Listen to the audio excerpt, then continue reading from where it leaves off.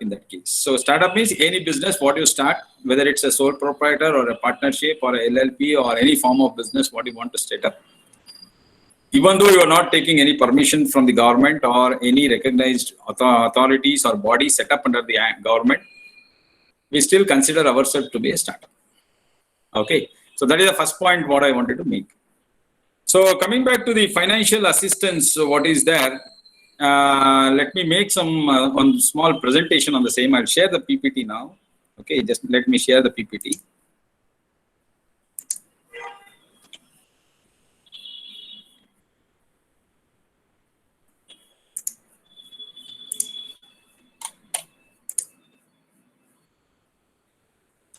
So is it visible? Yes, sir. Yes, sir, it's visible. Okay, fine. So today I'll be focusing more on the various financial aspects which are there, because that is one of the important need and requirement in order to. Sir, please click on the slide show mode, sir. Oh, it's not showing up. For me, it's showing actually. No, if you share the complete screen, it will show. If you are sharing the respective window, it will be visible as it is. Okay, I'll share the complete screen. Okay. Okay, sir. Okay, let me share once again. Okay.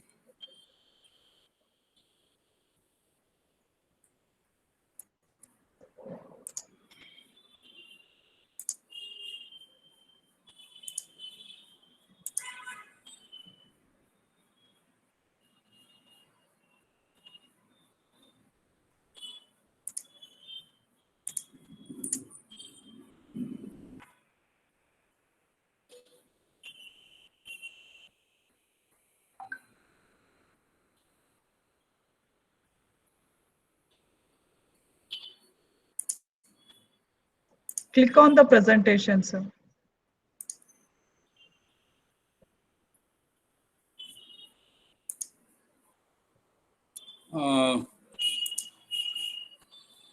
Is it coming now? No, sir. Click on the presentation. Yeah, I'm clicking on that. Okay, 1 second.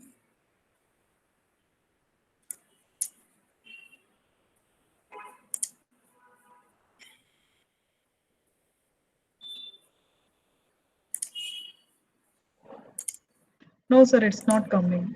What about now? It's coming? No, sir. No? Now it's coming, sir. Now it's coming, right? Yes, sir, it's coming. Okay, fine. So I'll take you through the various financial packages or financial modes which are available.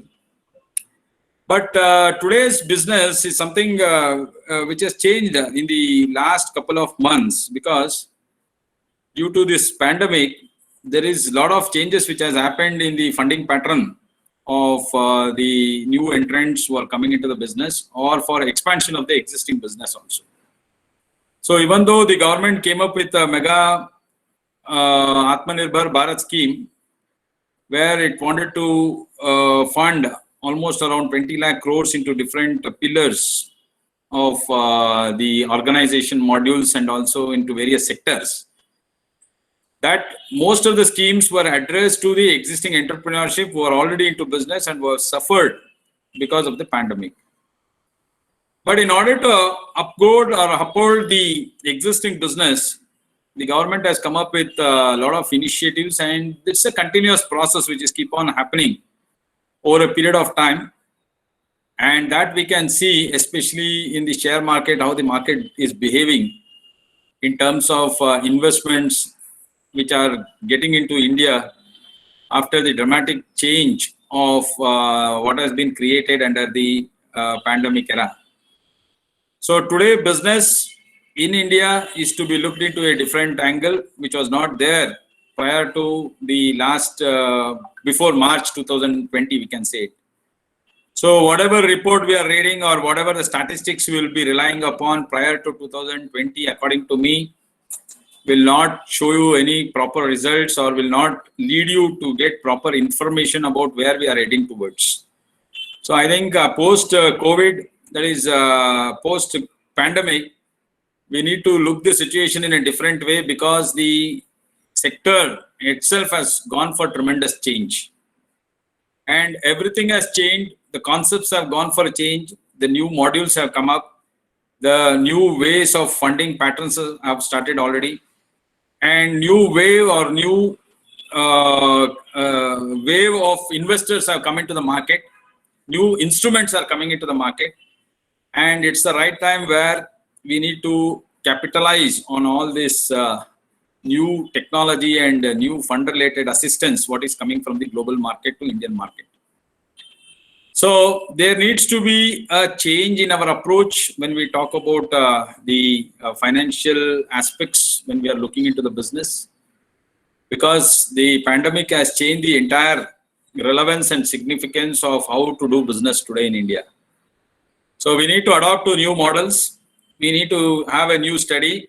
I think this is where research needs to be done, especially in terms of business and business variants.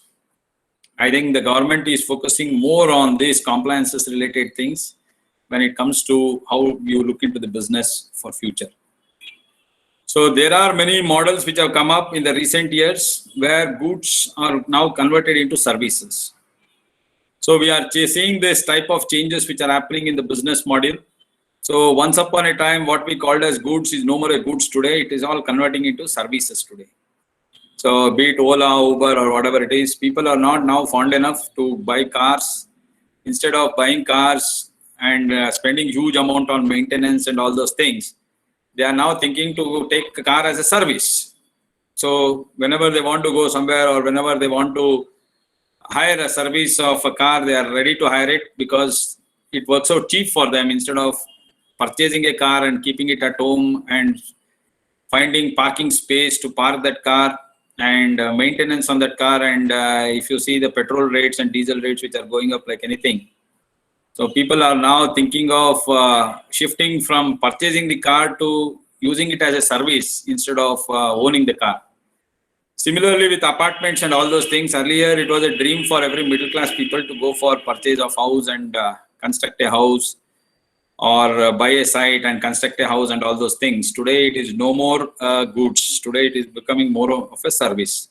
People will wish to go for service apartments. They are ready to pay for the services. Turnkey projects have come up. So now slowly the thing which we thought of building a house as an asset is now slowly moving towards taking it as a service. So there are a lot of changes which are happening. So what I'm suggesting here is, since the changes are happening in business front, the way of thinking in terms of garnering money is also changing now.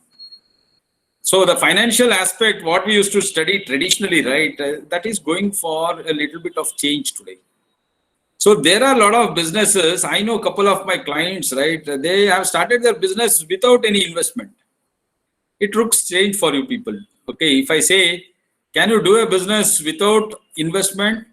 Yes, today it is possible. Earlier it was not possible. You need to put some seed money, or you need to borrow from your friends, or you need to borrow from your relatives and all those things. And you need to pump that money into the business to start up with. Then you need to go for financial assistance from other institutions and all those things. But today that is not the case. Today you can do business without even having any investment done. So there are different modules of business under which such type of businesses are become successful today. Example is OYO. So that is one best example I'm taking because most of you know about that model, how it worked.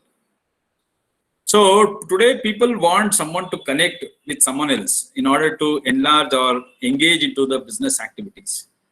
So if you are the one who have brain, if you have the one who can do networking or connectivity, yes, definitely you can do a business out of it. So there are a lot of things like this where you can help your clients in setting up their business. You can do business out of it in helping them to set up a business without any investment from your side. There are a lot of companies which is not being managed properly. So you can take up the management of that company and you can turn around. So there is no investment required for you in terms of money there. You need to invest your time and efforts and energy. That's it. So if you can do it with your small team, then you can make money out of such business without any investment in infrastructure, without any investment in machinery, or without any investment in logistics and all those things. There are successful models where many people are going into this. Even their home loan EMIs have been paid by companies today. So absolutely, they don't pay anything out of their own from their pocket. Everything company pays for them. So that is one thing which is very interesting and which has become a very popular mode of how to do a business today without money. So it has become a very successful business today. But still, this is not a case to be applicable in all the sense. There are some areas where you need to have some seed money in order to start up your business. It doesn't work out in all the cases. I am just telling you that there are different models which are coming up. Okay, so in future we may get a lot of models like this, where without investment you can run a big business. Okay, so I just give you a few examples to tell you how business can be done without money.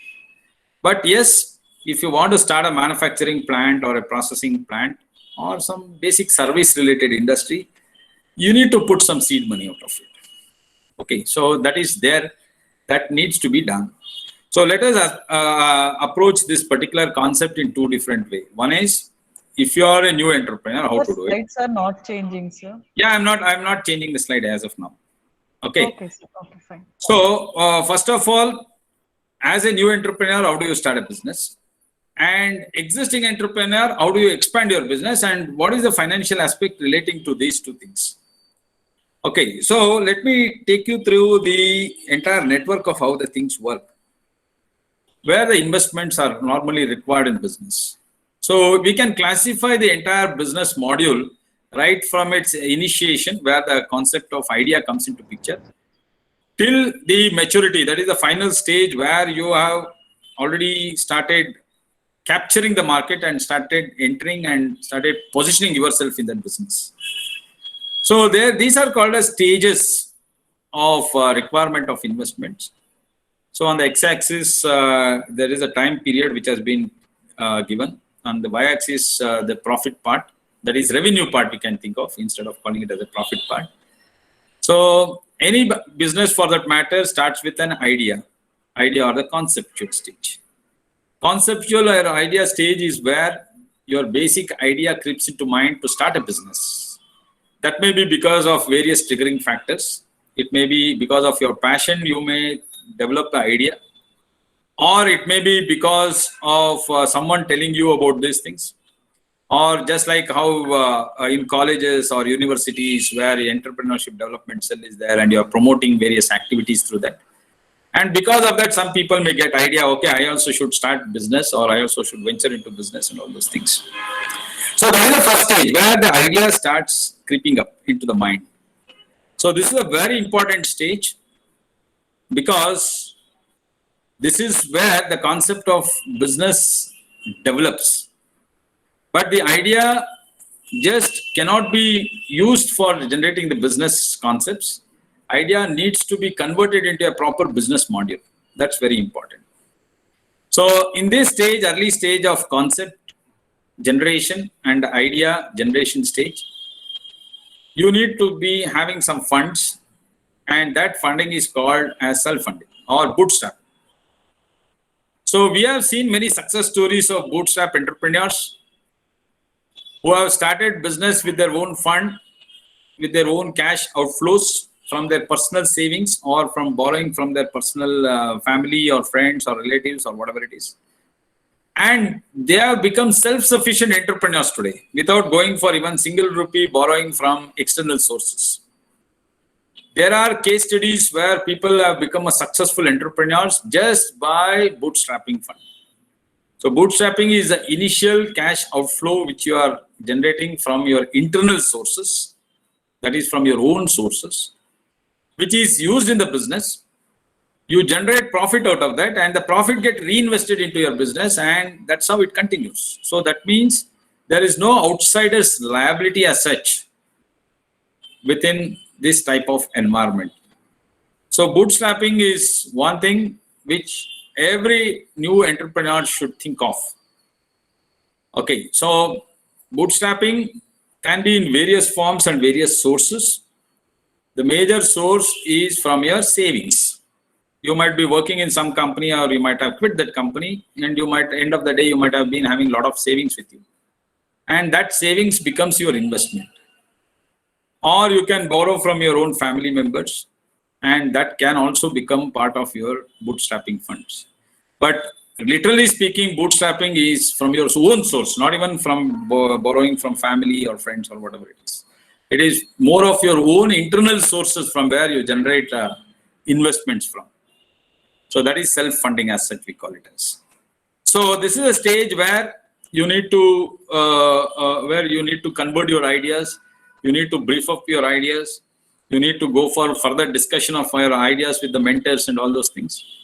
Then you need to develop patents or any intellectual properties. If it is required, you need to apply for those things. So this is a stage where you need to have a little bit of money with you in order to invest in your business for taking it to the next level. The next level comes as validation. So once idea has been generated, and when you are thought about the concept, and when you want to make it as a future for your business, then validation comes. Validation is basically you need to go into the next level of taking the help of some experts. Okay, like mentoring. I was talking about mentoring, or you need to go for some incubation, or you need to go for some assistance from the experts, or you need to meet some people who can help you in designing and developing patents, or whether you want to do it as a joint patent or whether you want to do it as an acknowledged patent. So how do you want to get yourself recognized? Okay, for the business ideas, what you have generated. So that requires a little bit of huge investments. Okay, compared to the bootstrapping fund, the own sources, what you had. Now you need to look for some external sources also. That is, external means apart from your own individual source I'm talking about. So then you need to rely upon your family, friends, or again, you need to pull out some money from your hard-earned savings account and all those things.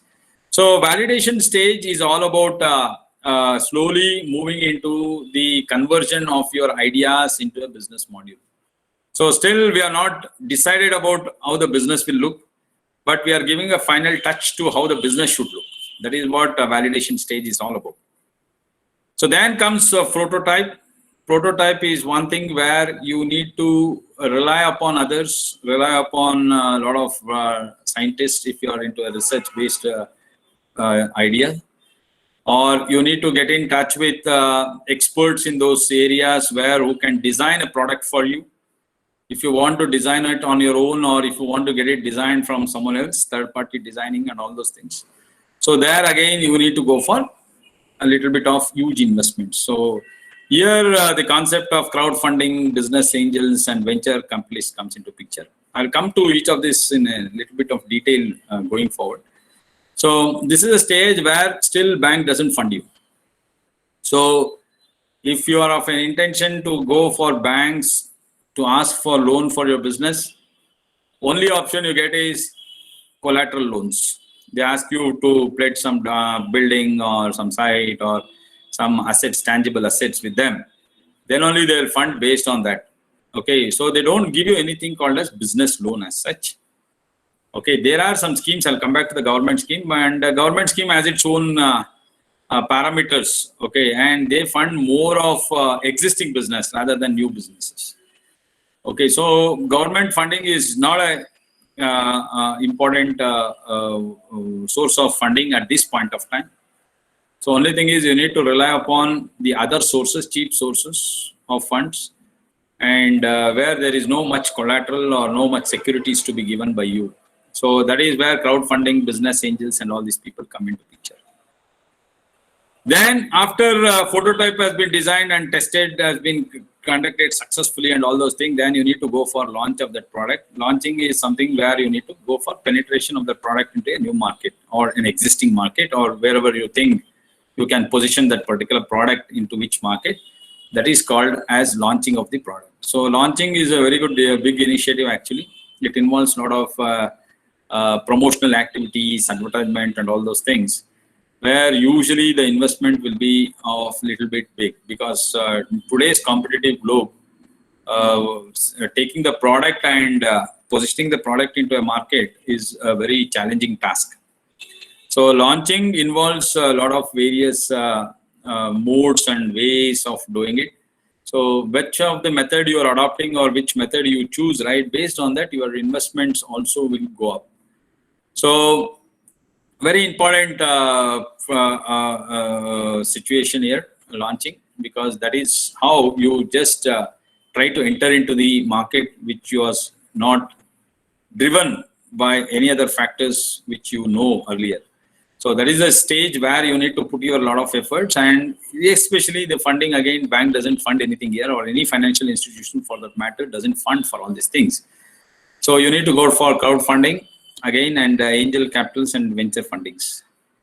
Then once you launch the product now becomes entrant into the market. Then only your business actually starts, productivity starts, operation starts. So this is the time when you start recording your transactions for operational activities in your business. This is where the capacity of your business starts grooming up, and this is where the development activities of your business starts getting recognized. So this is a stage where the growth, where banks comes into picture. Okay, so 6 to 7 months or 8 months after you enter into the market, right? This is the situation where now you have opened a current account with some banks. So the bank will be monitoring your transactions. So based on that, you can go for working capital loan and all those assistance from banks. And banks will not still go for funding your projects, okay, further expansion of the project at this point of time, because they will follow wait and watch approach. So they will be waiting for the things to change in your business for next 6 to 7 months, and they will be watching your accounts regularly as to how the transactions you are doing over a period of time. So again, better to depend on venture capitalists and the banks, small financial institutions and all those things. They will be helping you out in this stage. And of course, on the maturity stage where the product has been now identified, the brand has been created, and things are moving up in your business over a period of time, like 6 to 7 months after your growth stage. Then the banks enters. Then you can even go for launching of your products, investments through IPOs, initial public offering into the market. So in a nutshell, this is how the stages, various stages which will be there in your, right from your starting your entrepreneurship and going up to the stage of maturity level. So this is, in summary, we can put the entire concept like this. So time on the x-axis and revenue on the y-axis. And the initial stage will be value of death, it is called as, because you will be spending more from your pocket, because no operational or no productive thing happens at that stage. It's only for idea generation, idea maturity, idea conversion stage and all those things, where you are still working out various plans to how to lead your business and all those things. So that is where your angels and small investors from your internal sources, family, friend, and all those people will come into the thing. So that is called as seed capital. Seed capital is for you to start a business at an earlier stage. Okay, that is the initial stage of business where you are putting your own money and also borrowing from your own friends, relatives, and family friends, and all those things. And of course, some angel investors may also be interested to help you out in that stage. So that is one important stage, and that stage is the initial break-even stage, where we call it as. Then comes the early stage. Early stage, yes, you can expect some funding from venture capitals and all those things. So many of the firms in India, what happens, startups, right, they are not entering into the stage of conversion itself. So that is one of the biggest challenge in Indian startup industries, because we have found only 22% of startups which get started every year, right? They are becoming successful and moving ahead. Whereas 78% are feeling failure at the initial stage itself. The thing is because there is no proper handholding which is happening. So they come up with ideas, they come up, start up a business with idea. And initially, they put their own funds and come up with a lot of ideas and start doing a business. But once the product is to be launched into the next level, they don't know how to proceed. So there is a total gap between how to link that product to the market. So the concepts of idea is good. They might have read in somewhere in the internet or somewhere through friends, or they might have come across these type of ideas somewhere in the internet and all those sources. But whether that model is suitable for India, if it is to be suitable, what is the model they need to adopt? See, these are the things where they have not done their homework properly. So many of the failures of startup is because of not proper getting hand-holding. So there are a lot of institutions and a lot of Startup India has come up with a lot of initiatives in various states. Through their incubation activities or accelerator activities, they are trying to push the startups into the next level. But due to not understanding the market properly or due to not visualizing their future business model, most of the startups are crumbling at the initial stage itself. So 70% of the startup is not passing this break-even thing. Okay, so that is one thing which is a serious concern in India. Even though we have a very good startup ecosystem, and also we have top good unicorns when compared to the global markets, but still we find that most of the startups are not taking off after a certain stage. And one major factor which they are told is funding issue. So they have exhausted with all their savings, they have exhausted with all their family and other related investments.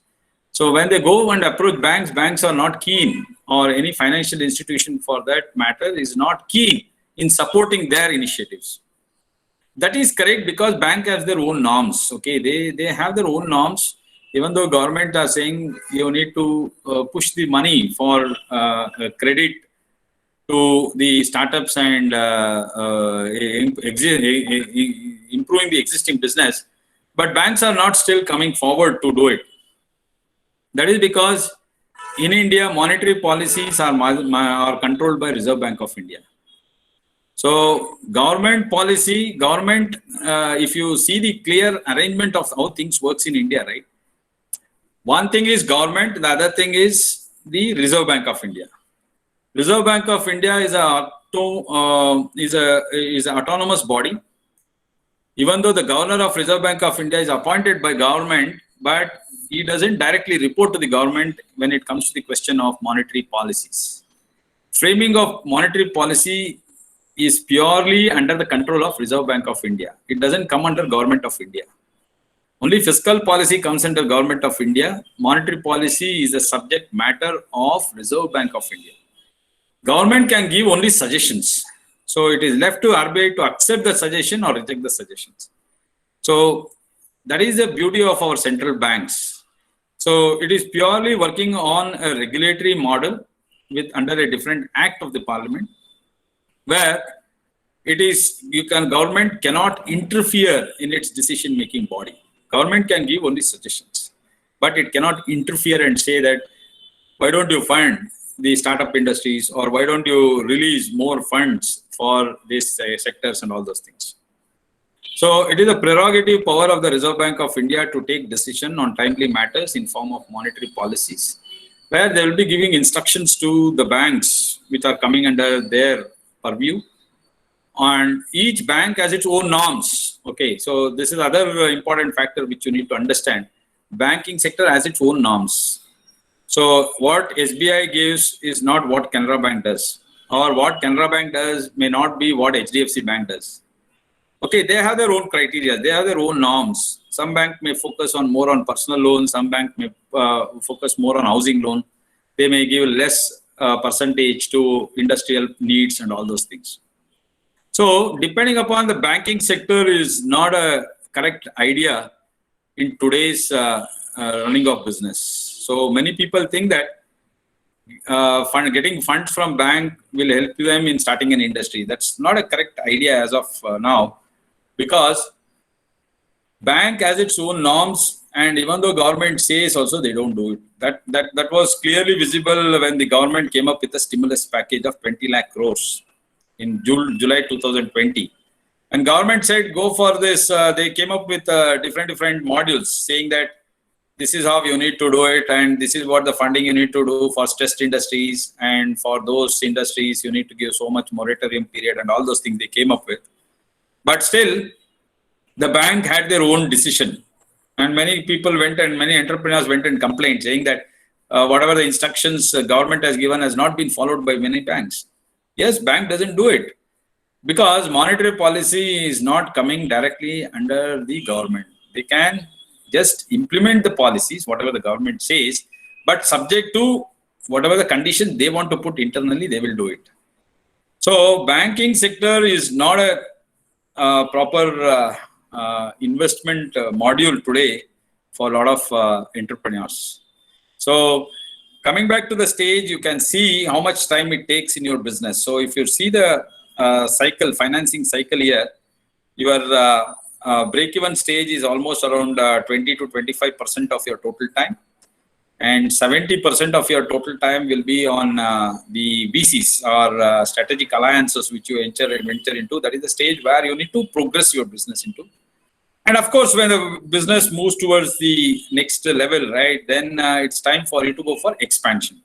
That is where you go for your branding and all those things. Then you can easily approach the market and you can go for initial public offering. That is offering your company shares in the market, getting listed in stock markets and start offering shares and collecting money from the stock markets.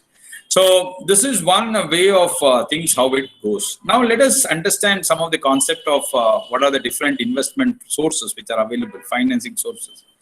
One is crowdfunding.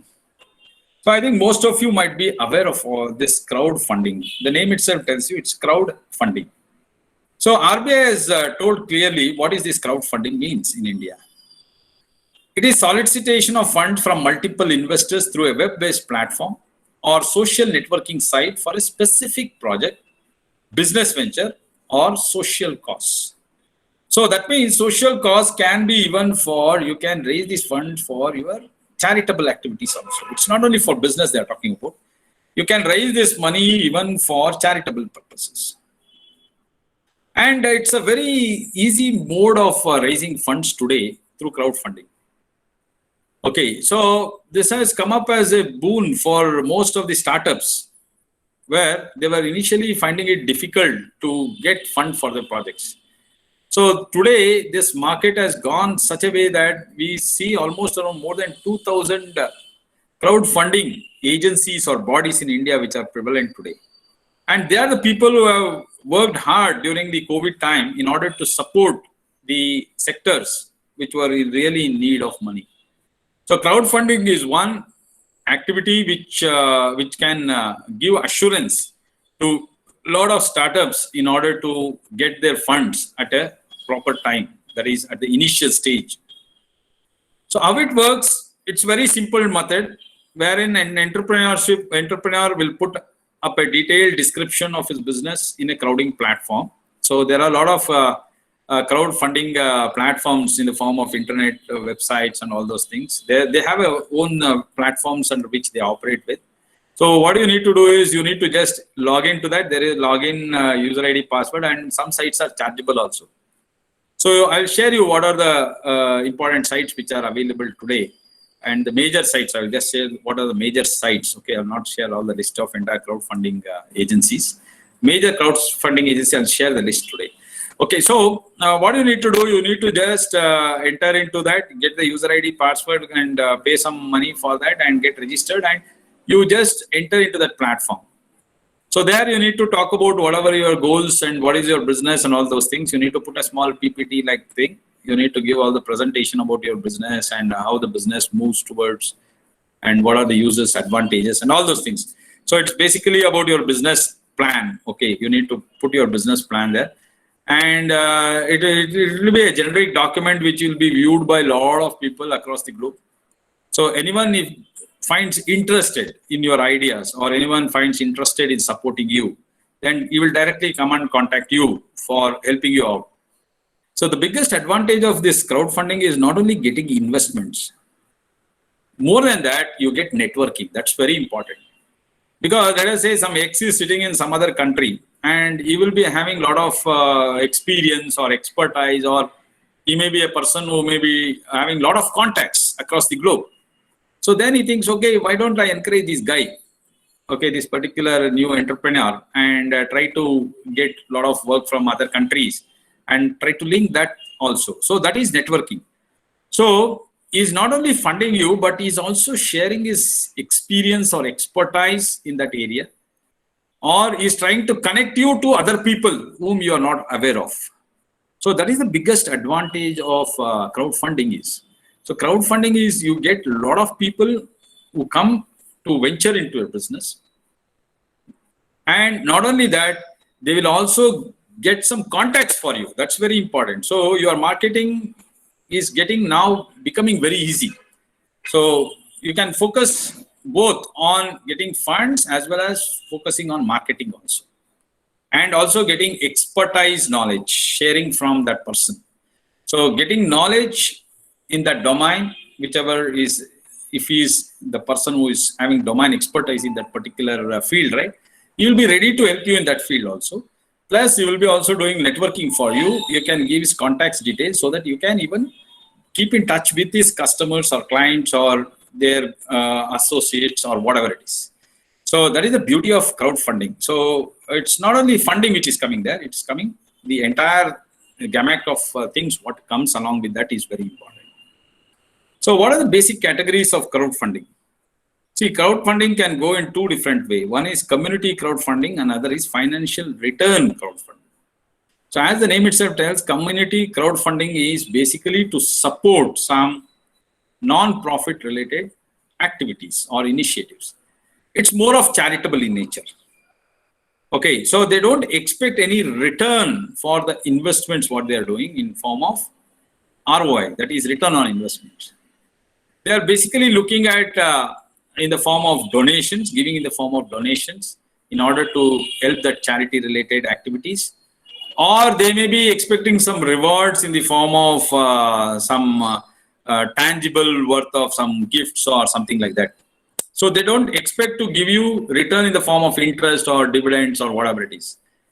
Okay, so they're expecting more of a tangible related benefits back in the form of gifts or in the form of some tangible assets like that.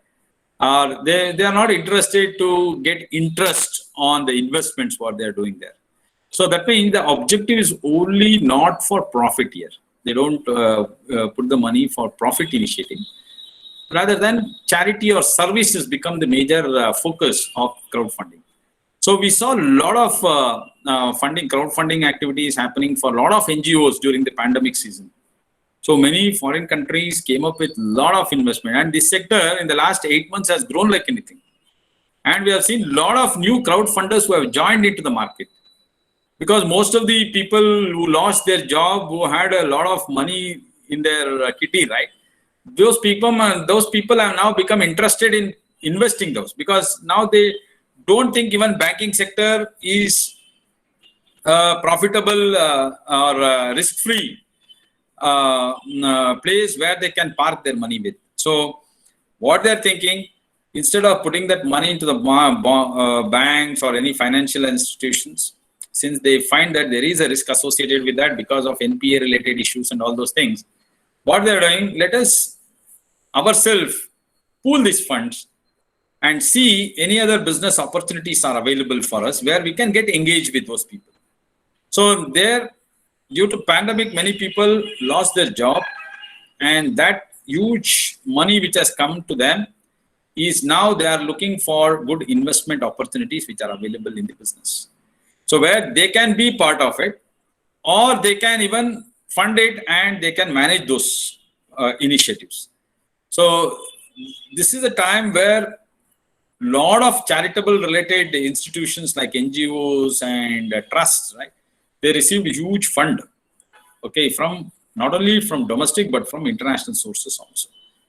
So this is one of the biggest game changer which has taken place in pandemic era, where crowdfunding initiatives have widened its base now. Coming back to the return based, that is financial return crowdfunding, where these people expect some return on their investments. So here it's a purely business objective under which they are funding you. in the form of crowdfunding investments. So here they can come into your organization as one of the board member, or they can lend you as a loan, or they can put investment as equity investments. But in India, there is a restriction on the equity investment of crowdfunding. You need to take a permission from SEBI. So unless and until the crowdfunding institution takes permission from SEBI, it will not be allowed to invest that money into the crowdfunding activity in the form of equity shares, because equity shares are controlled by SEBI and also under Companies Act 2013. So you need to take the permission. That means simply to say investment of crowdfunding in equity is illegal, provided you have taken permission from SEBI and company law, then only it becomes legal. So Companies Act 2013 is a regulatory authority for this, and SEBI is a regulatory authority. You need to take permission from these both in order to bring in as an equity investment. Just for giving loans and all, it's not required. Okay, no need to take any permission and all. But there are criteria which has been set out. So there are two things. I'll come back to what are the criteria. There are two things here: peer-to-peer lending and equity crowdfunding.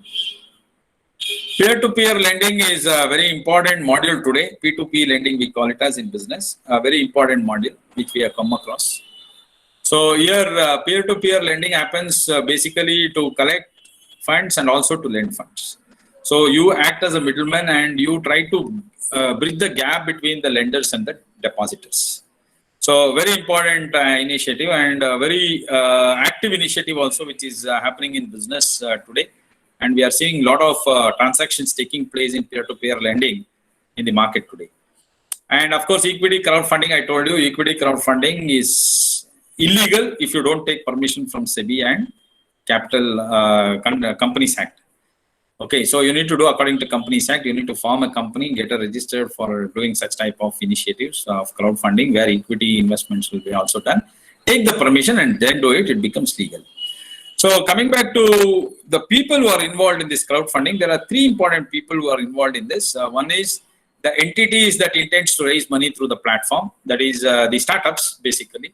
They are the people who are be interested to raise funds from the crowdfunding. The second one is the investor who supports the idea. So the investor we are not aware of. We are just entering into putting a proposal into the platform. The platform will circulate that information to all its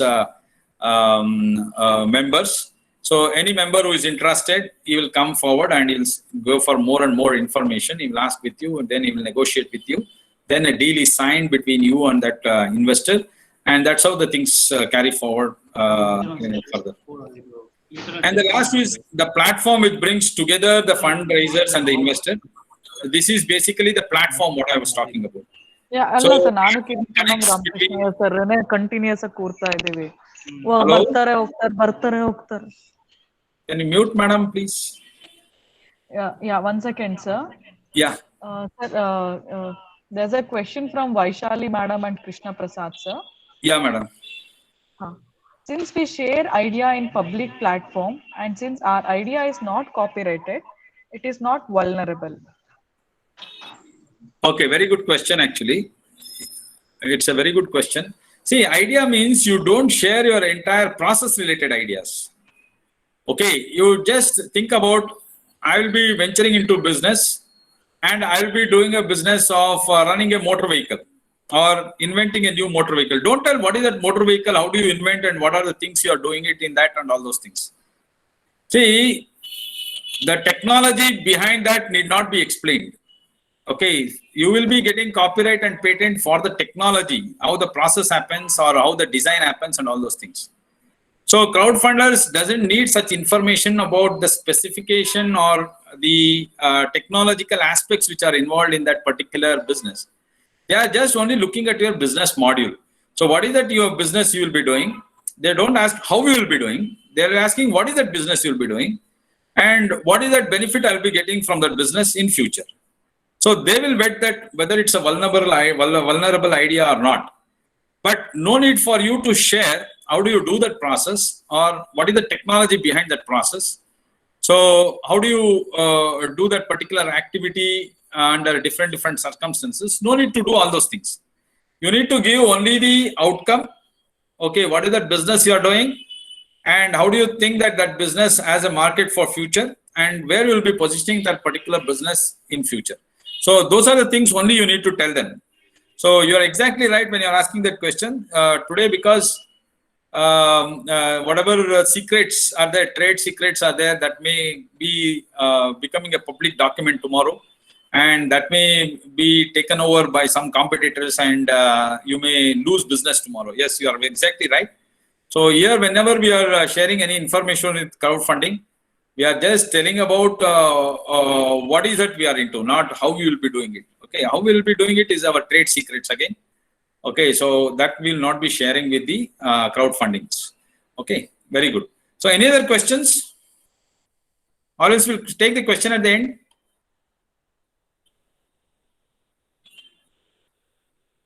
Hello? Sir, one more question from Vaishali again. How will the funders be attracted to our idea without knowing the details? So as you told, no need to share the details or ideas. So she writes the question upon that. How will the funders be attracted to our idea without knowing the details? Madam, initial stages, what happens is, see, you don't put everything on your website. Okay, website, you are just talking about what is that business you are running, and for what purpose you are looking for crowdfunding investment. That's what you are telling. Tomorrow, if any investors comes, right, you need to have one-to-one meeting with them. Okay, unless you go for signing the contract, right? Contract signing happens only after interested parties comes and starts expressing his interest to form an association with you, or formally start putting a investment pattern with you at the discussion table. So at that point of time, there will be something called as NDA, which will be signed, non-disclosure agreements. Okay, basically NDAs will include at that point of time, yes, if it is required for you to share some of the critical things, yes, you can share, but that should form part of NDA, non-disclosure agreements. So non-disclosure agreements are entered into between the crowdfunders and your company, wherein you will be disclosing some of your secrets, but that will be according to that non-disclosure agreement clause, where you will be also entangled not to share that information with others. If he does it, then there will be a penal provisions also, which will be there in that particular NDAs, where it can be taken up into the court of law and you can be sued for that. So yes, that is there. But in our experience, what we see, no crowdfunders will not ask for the process related part. They don't get into the technical aspects. So how do you do? So tell me the process, all those things they don't ask. Okay, they will only look at the end product or end services and how that services will be helpful in the market. They are only concerned about their safety of investments. So they don't get into too much of the process related things or design related things and all. So if they want to know, yes, that only happens at the final stage of contract signing, where an NDA will be also signed along with the formal contract between the investors and the entrepreneurs. So at that stage, they will relieve some of the information, but not to the maximum extent. Okay, it will be little bit of information they will share. Since it's a patented information, if they have got patented, then there is no harm in sharing information. But if it is not patented, better not to share the entire process or design of how the things happens. Hope I answered your question. Yes, sir. Yes, sir. Okay, thank you. Sir, adding with that, Vaishali madam was asking to share any websites, such funding platform websites. Yeah, I'll share it to you. I'll share it with you. Next slide will be on sharing the websites only. Okay, I'll share the important website. That's what I told you. I'll share important websites which are doing very well now.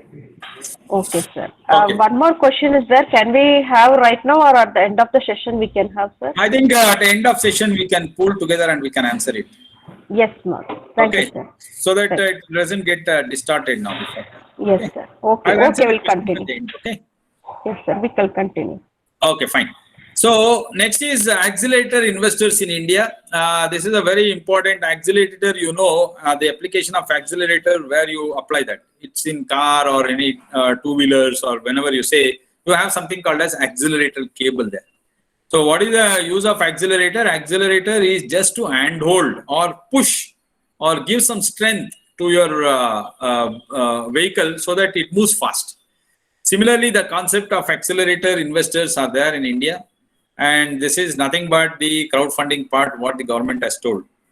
So here they have fixed some norms. Okay, norms have been fixed by the Indian government, especially to monitor and control the crowdfunding activities.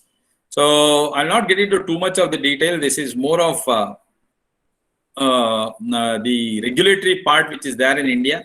And you can see the only thing why I showed this slide is any activities which needs to be done in India, it should be done according to the regulations stipulated under the various provisions of the statutory authorities. So there is a control, there is a mechanism which is in place.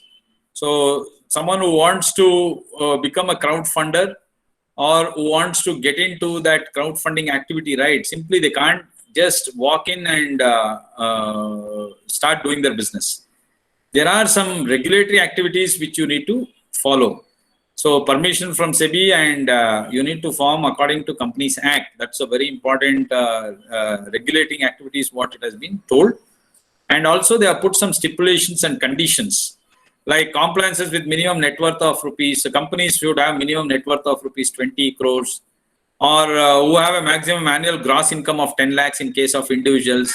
See, these are the conditions what they have put. So anyone tomorrow cannot say that I am a crowdfunding, I'll come and invest in your company. So why don't you do business with him and sign a contract and all those things. So before venturing into all these things, you should know whether that guy is a recognized person.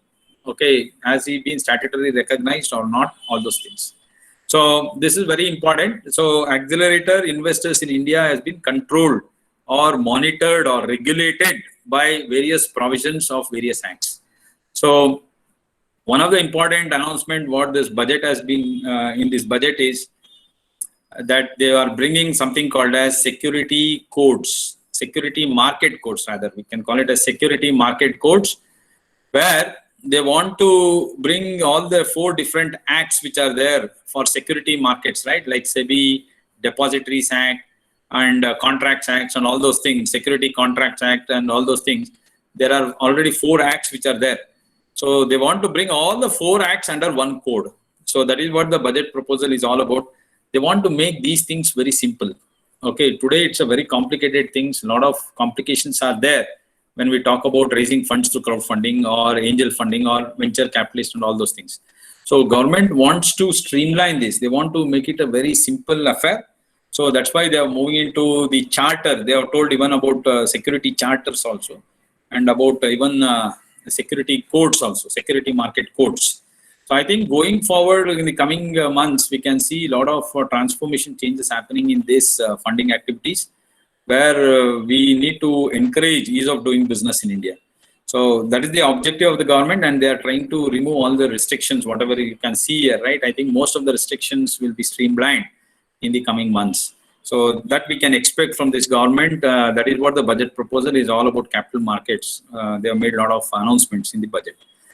Then madam was asking about some of the leading or noted crowdfunding agencies. These are the noted crowdfunding agencies who are really doing good. Okay, so Indiegogo is there, Wishberry is there, Keto is there. Keto is doing very good, and Fundline is there, Kickstarter is there, Fuel a Dream is there, Millap is there. See, these are the various noted crowdfunding platforms which are available today in India, where you can get a lot of support and initiative from various crowdfunders who have joined this platform. So this is a platform through which you can access or get yourself access to a lot of investors, okay, who are situated in various places. So this is very important. Okay, so I'll share this presentation with you for you can make note of it, or you can just take the PPT and use it. Okay. Then angel investment, as the name itself tells, angel investors, we can call them as. They are the people who will be, they are individual basically. So crowdfunding can be group of people there. But here we are talking about angel investors are only individual investors, okay, who come and invest in very small pockets. like a maximum up to 15 lakhs to 20 lakhs. That's what their investment capacity. And they can start up with 5 lakhs, 10 lakhs, 12 lakhs, 15 lakhs like that. So they are very small investors who will be investing, and they are more of individual investors. Okay, small investors, individual investors. So the quantum of investment, what they do is very small, and it is morely driven by individuals. Okay, they come and they invest in your business. So they are individual with surplus cash and a keen interest to invest in upcoming startups. They also work in groups of networks to collectively screen the proposal before investing. They can also offer mentoring or advice along with capital. This is very important. Okay, so all these people, crowdfunding, angel, venture, see all these people, they are not only helping you out with investment of funds. More than that, they will be helping you out with various technical expertise or networking. That's a very important thing what they do. Networking is they try to link you with other interested people or other interested customers for you. So they can market for you based on their own name or visibility and all those things. You can make use of them in order to promote your products or services. So that's very important in angel investments. So angel investors they normally come at the initial stage of your business. They right support from, if you have an idea and if they think that yes, this idea is workable in a business module, right from that stage they may help you out. Okay, there are people who have helped right from scratch. That is, you have idea, you have discussed with some investors, they think, oh, this is a very interesting idea and this is a very workable idea for them. So here, the angel investment, most of the angel investors are not looking at money or making profits as a criteria here. Their objective is to support the upcoming startups. Okay, their intention is to invest in some startups which can start on their own and start running the business successfully in future. So intention is not to make profits, not to get dividends or not to make interest out of it. More focus is on supporting the business, supporting the entrepreneur in reaching to the next level. That is what their intention is all about. So that is called, they are called as angel investors. So some investors, yes, profit will be their objectives or interest will be their objective. But majority of the angel investors, they focus more on encouraging the new entrepreneurs to develop their own business, stand on their own legs. That's called as handholding. We call it as handholding in business. So their objective is to handhold those people into the next level. So that is called as an angel investors. So we have a lot of websites here. We can see Indian Angel Network is there, very important network. Okay, it consists of more than 400 to 500 recognized angel investors who have logged into that and who have become members of that. So you can just do the same thing what you did in crowdfunding. You need to just post your proposal. You need to tell about your business and what is your financial module and what is your pricing module, all those things, and how the business will be helpful in future. So what is that you are trying to achieve from that business? All those things you need to put, okay? So it's basically a presentation of your business you need to make that. So that needs to be published in that particular platform called Indian Angel Network. If you're opting, yes, you need to publish that. So interested angel investors will look into your business. They will be in touch with you. They will directly call you or they will come to your office. And you can just take it forward by signing the contract and all those things. So here angel investors can be only doing investments, or they can put investment also. They can help you in networking, or they may come with you as an advisor also, or they may come in the board of your organization also. So anything is possible. It depends upon how you have a relationship and understanding with those people. So coming back to the income tax provision, there are a lot of benefits if you go for angel investments because the capital gain tax is totally exempted under investments taken under angel investment scheme. So this is for the companies, okay? So the capital gain tax which arises because of angel investment activities, right? So that is totally exempted from tax. So that is one advantages what they are given. Angel taxes are being exempted under Income Tax Act for startups up to 8 years. That's what they say, from the date of starting to up to 8 years. In the span of 3 years, you can claim this exemption. So that is there in your income tax provision.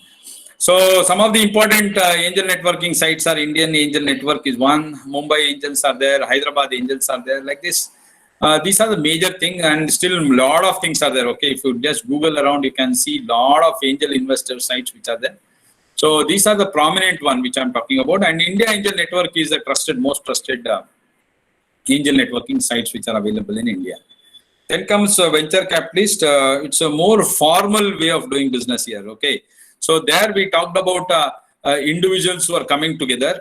Here it's a more of a professional approach what we are giving to the funding approach. So it's more of doing it in a professional way, in a more legalized way, in a more controlled way, in a more systematic way. When we talk about how the fundings are done, venture capital is one of the thing. So basically, these venture funders are a group of people who come together with a common idea or objective of supporting any new entrepreneurship or an existing entrepreneurship also. So they do both funding, existing as well as new entrepreneurship. But more focus will be on new entrepreneurship. Okay, but existing also they do it. These are professionally managed funds. Just what do you mean by funds? Fund is group of investments. Okay, so just like our mutual funds, we call it as here we call it as venture fund. Venture fund means few interested people come together. They pool some funds. Okay, they pool from some money from their own savings and all from their own estate, and they put it into the business. Okay, and they get it registered, and there are a lot of norms to registration and all those things. Okay, you need to take a lot of permission from SEBI and capital markets, RBI, and all those things. You need to take permission here. So you need to apply for specific regulatory things in order to get registered here. Okay, so just registering under Companies Act will not help you out. You need to take permission from SEBI, RBI, and all those things if you are into foreign investments and all those things. So a lot of things are there here. Venture capital funding. Only thing is it's a very important funding where the tenure or the amount can be very huge. They can invest. As I told, crowdfunding and angel funding investments are very nominal investments. Okay, they can't take the huge investment from crowdfunding or angel funding. Normally, they don't have that bandwidth, or they cannot invest beyond a certain limit there. But venture funding is one thing where you can go for big investments, huge investments. So that's why I told you this funding starts right from the prototype stage. It goes up to your maturity stage. Okay, up to the maturity stage of the project, it can still depend on venture capitalists, venture funding. So the one important thing is venture funders normally have very good knowledge and experience about business in India. Okay, so the most of the people who run this venture funding business, right? They're all people with high recognized, who has held high top recognized positions in various corporates. So they may be CFOs, CEOs, CTOs, like that. So top people, right? They, after their job or after they quitting the job, they come and start doing this venture capital business. Okay, so they are really experienced guys. They have a lot of knowledge and expertise over the industries. Okay, and you can bank on them, not only on the funding, even you can take their expertise knowledge also. But everything is chargeable here. Okay, they don't offer any free service. So if you want to take their service of their knowledge and all those things, then you need to get them involved in various advisory board position and all those things, and pay for that also. So it's purely of profit-oriented business what they do through venture capitalists.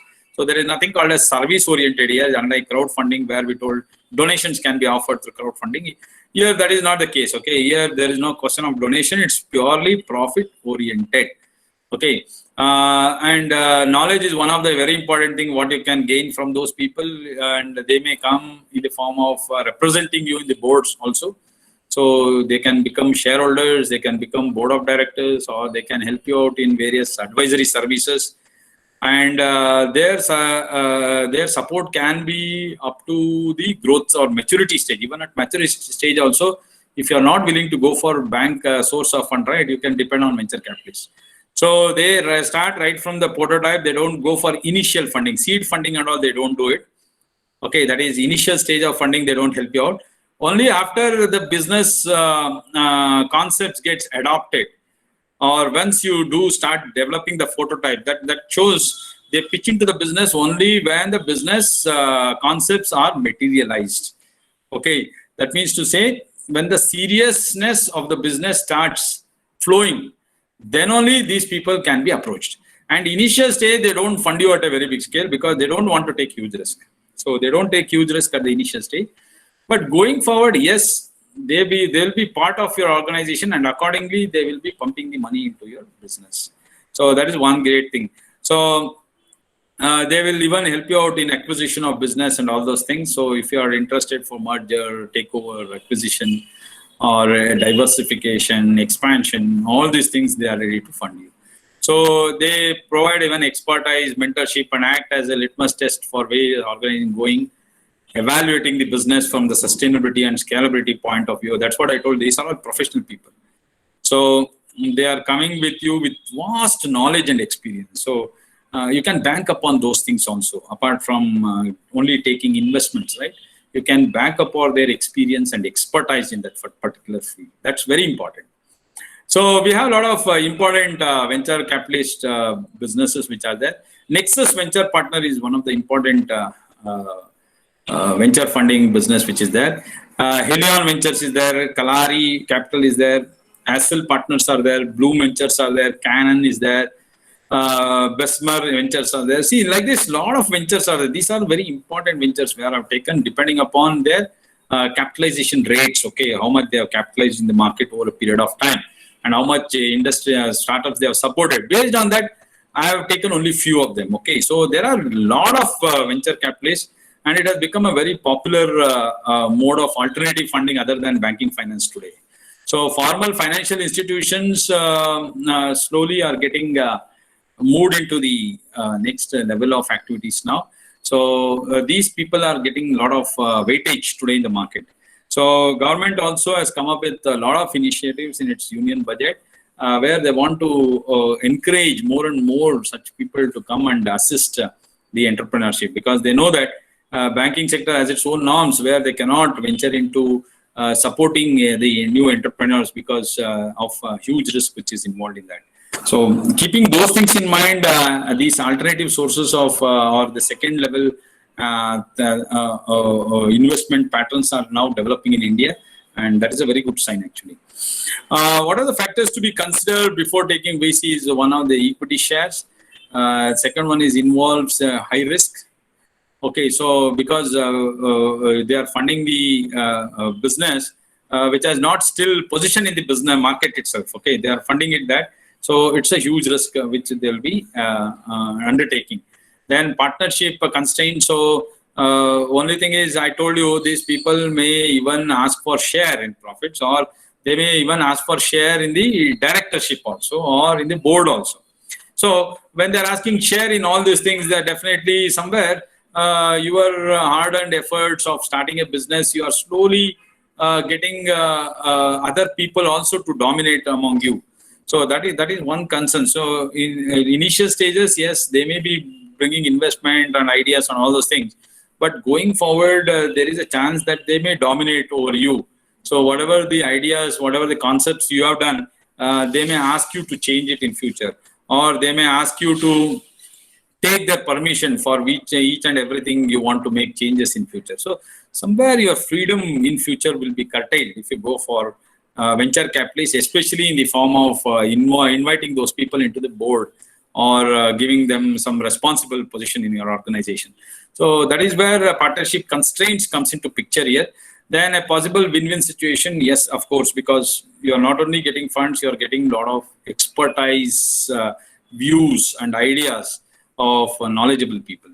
So I think that is one thing which is really driving many of the small startups business today, because the expertise and experience over this particular business is very important in today's business.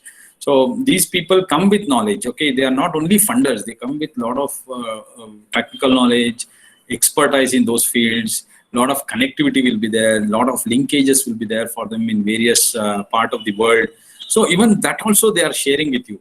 So it's a win-win situation. Okay, so you get a lot of things, you lose a lot of things, and they also get a lot of things, they also lose a lot of things. So at the end of the day, it's a win-win situation which needs to be looked into. So both of them should gain. That's the ultimate objective.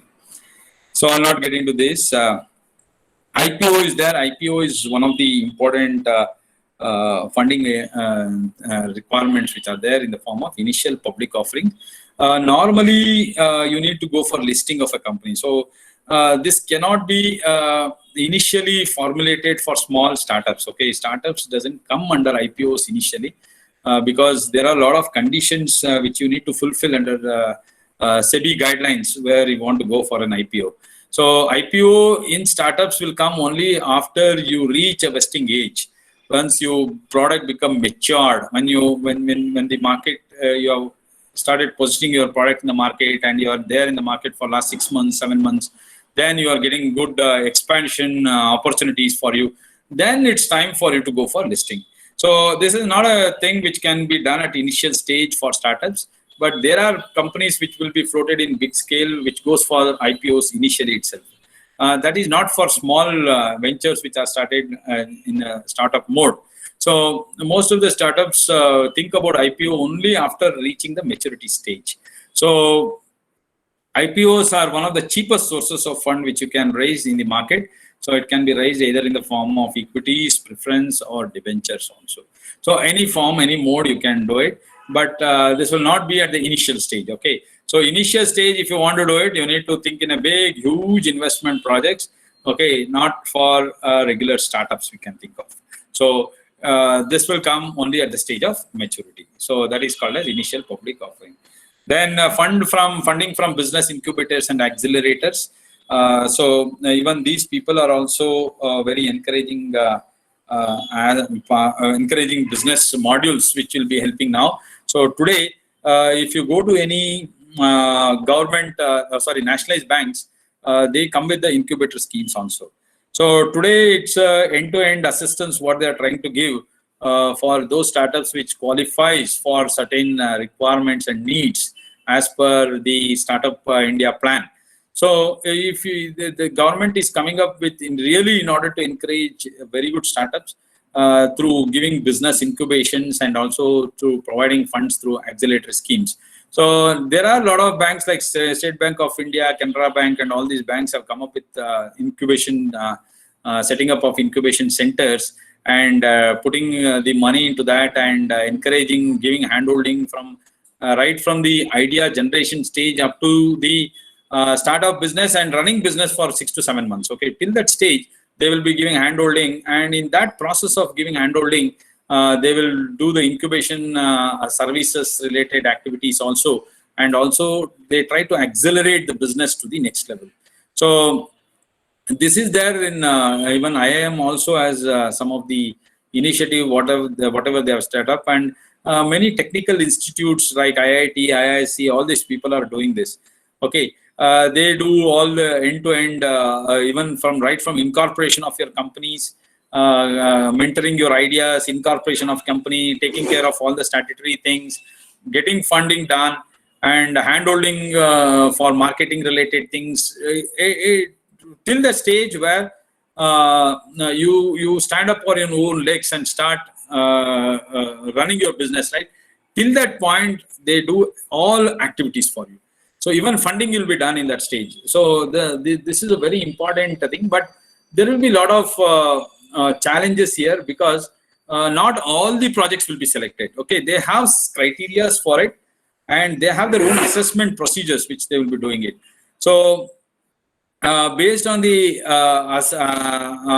based on that particular assessment, if your project gets selected there, or whatever the ideas you are thinking about, if that ideas, they think that, yes, this is a workable idea, this can be converted into a business model, then what they do, they take up your idea and they start doing it. So one thing is you need to be very careful here, patent and the copyright or the intellectual property rights, what we call, right? That is very important here. You should not let it to other people to use your IPs, or someone should not steal your ideas. So it becomes very important how to protect this at this step. Okay, so the ideas, whatever they say, yes, mentorship should be done, but the process related thing or secrecy behind how the things will happen should be there in you only. You should not really make these ideas public to those accelerator or incubator centers. So if you do, then you lose your ideas. Okay, so that should be how you do it is a very big challenge for you. You need to make secrecy of that, or you need to first take the patent and then go and search of these incubators and accelerators. So there are many people who are doing this. I think this will be one of the important successful things. Then Amity Innovation Incubator is there, Angel Prime is there, CII is there, IAN is there, Business Incubator is there, Villagro is there, Startup Village is there, T Labs are there. See, these are the various business incubator and accelerators who are supporting in different states. Okay, across states of India, you have a lot of incubators and accelerators who are really doing very good. So you can keep in touch with these people and you can get end-to-end hand-holding. That is right from conceptual stage of idea, converting into business module, getting funding for that, and going for marketing. They'll help you in marketing. Even they will help you in incorporation, intellectual property rights, everything. They give end-to-end solution for your business, and that will up to the stage of you starting the business. They handhold up to some 3-4 months after you start the business, and they will leave it to you to continue the business over a period of time. So that is one important thing. So win funds by winning contest. This is a new thing which is there where you can raise funds from. Okay, so here you need to make your own project stand out in order to improve your success in this contest. You can either present your ideas in person or pitch it through a business plan. It should be comprehensive enough to convince anyone that your idea is worth investing in. So it's just like trade stock and all those things will happen, right? That is, there is a platform for doing this. I can see the NASSCOM 1000 startups platform is there.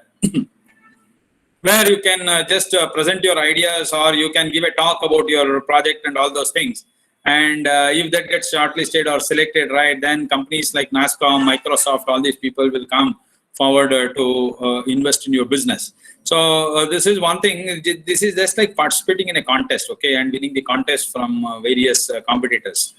So I think many small startups, especially technical startups, right, they are making use of these platforms in order to get a lot of investment from giants like Microsoft or BizSparks or even NASSCOMs and all those things. So these are the various websites where you can just enter into the contest. Okay, the contest is very simple here. You need to just present your business plan, or you need to make a talk about your business ideas, what you are doing, and what is that you will be supposed to do. Don't tell how you do it. Okay, that's something which you need to protect always. Okay, how to do, don't relieve anyone. Okay, only thing is what is that you are doing and what is the benefits and how it will be helpful. Those are the things you need to highlight upon.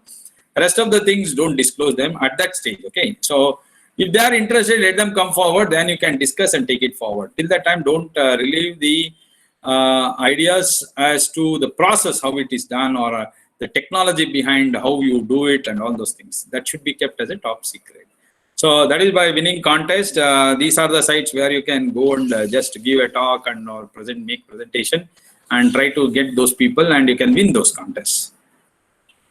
Then bank loans, of course, this is a very important thing for startups. Initial stage, getting a bank loan is a very difficult, provided you have some collateral. So collateral free loan is there.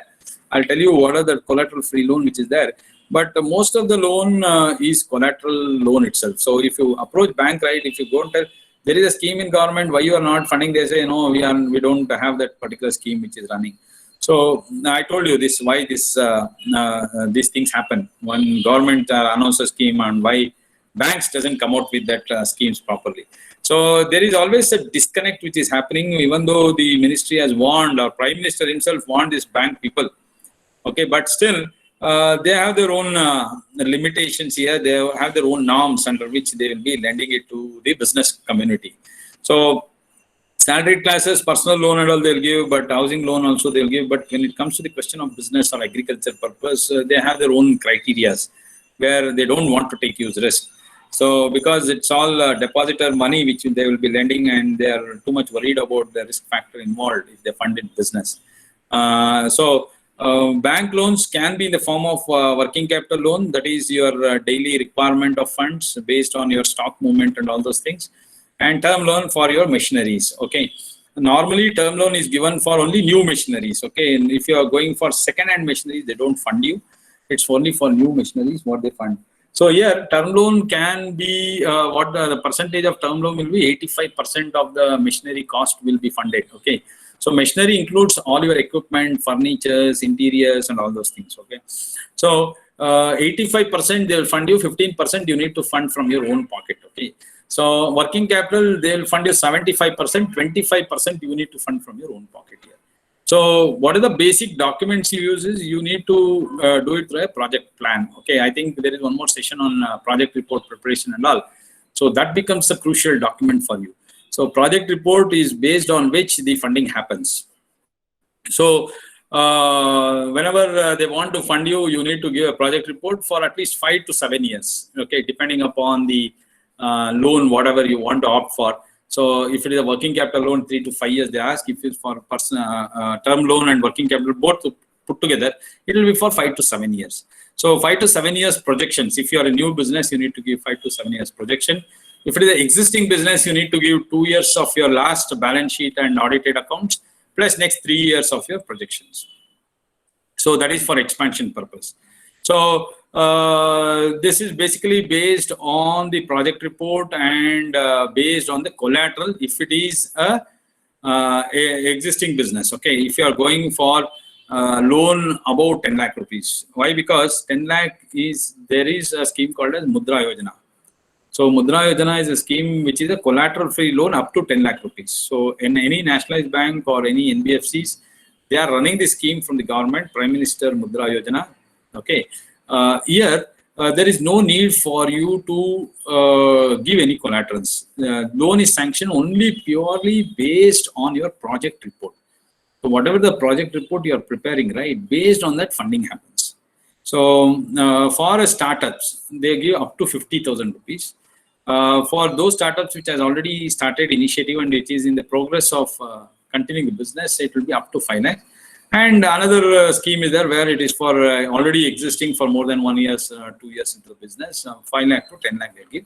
But that is not the criteria actually. Okay, even though the criteria has been mentioned, even if you are a startup with initially starting your business, they will still give you 5 to 8 lakhs, provided you have a very good CIBIL score and your banking transactions are good in your personal capacity. So they will ask you 2 years of IT returns of your individual nature, not of your business, because you are starting the business newly. So at least you should be an income tax SSC. Okay, they don't ask you what is the number or what is your income and all those things. The only thing is at least you should be an income tax SSC and filed your income tax return. And last 6 months bank statement they will ask to see your transactions. So whether you are really using your bank transactions or not. And of course, CIBIL score is very important. So if your CIBIL score is more than 670, then only you will be eligible for this Mudra Yojana. Or else bank will not entertain you.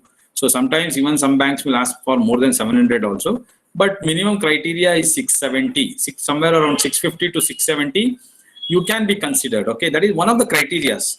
If it is less than 670 or 650, definitely they will reject. Okay, some banks doesn't accept even if it is 670 also. It should be more than 670. So it's a bank-to-bank criteria. It depends upon, because government has not told what is CIBIL score should be, all those things. It is purely about prerogative power of the banks. Bank will decide. But more than 670, definitely it is a worthable case where you can get the fundings. So that is about Mudra Yojana. Mudra Yojana, I'll come back to it afterwards. Okay, that is about bank loan. Bank loan is basically about how do you fund your term loan and working capital. Term loan is on machineries. Working capital is for daily running your business. So this bank loan is applicable not only for nationalized bank, private banks also are participating in this. Some of the regional rural banks are also participating in this, and of course,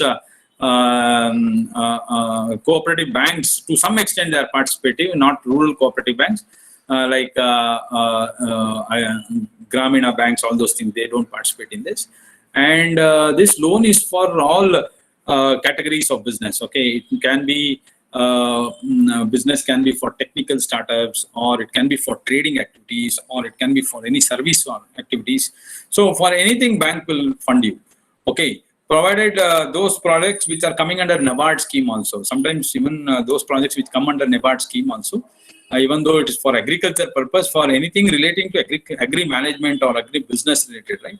Even for that also, they are ready to fund under the bank loan scheme for industrial development. So that is about bank loans. Even NBFCs are also included, and micro financial institutions are also included. So that is what I wanted to just highlight upon. So today, most of the rural requirements is happening through micro financial institutions. We call it as MFIs.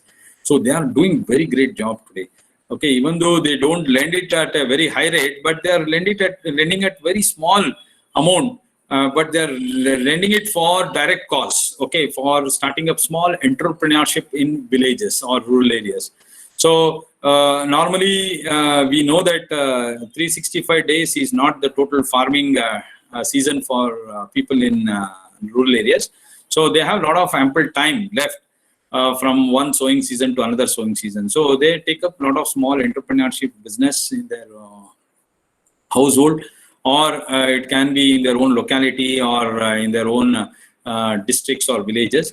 To encourage those people, microfinance institutions have started funding. Now they go up to 10 lakhs of funding also.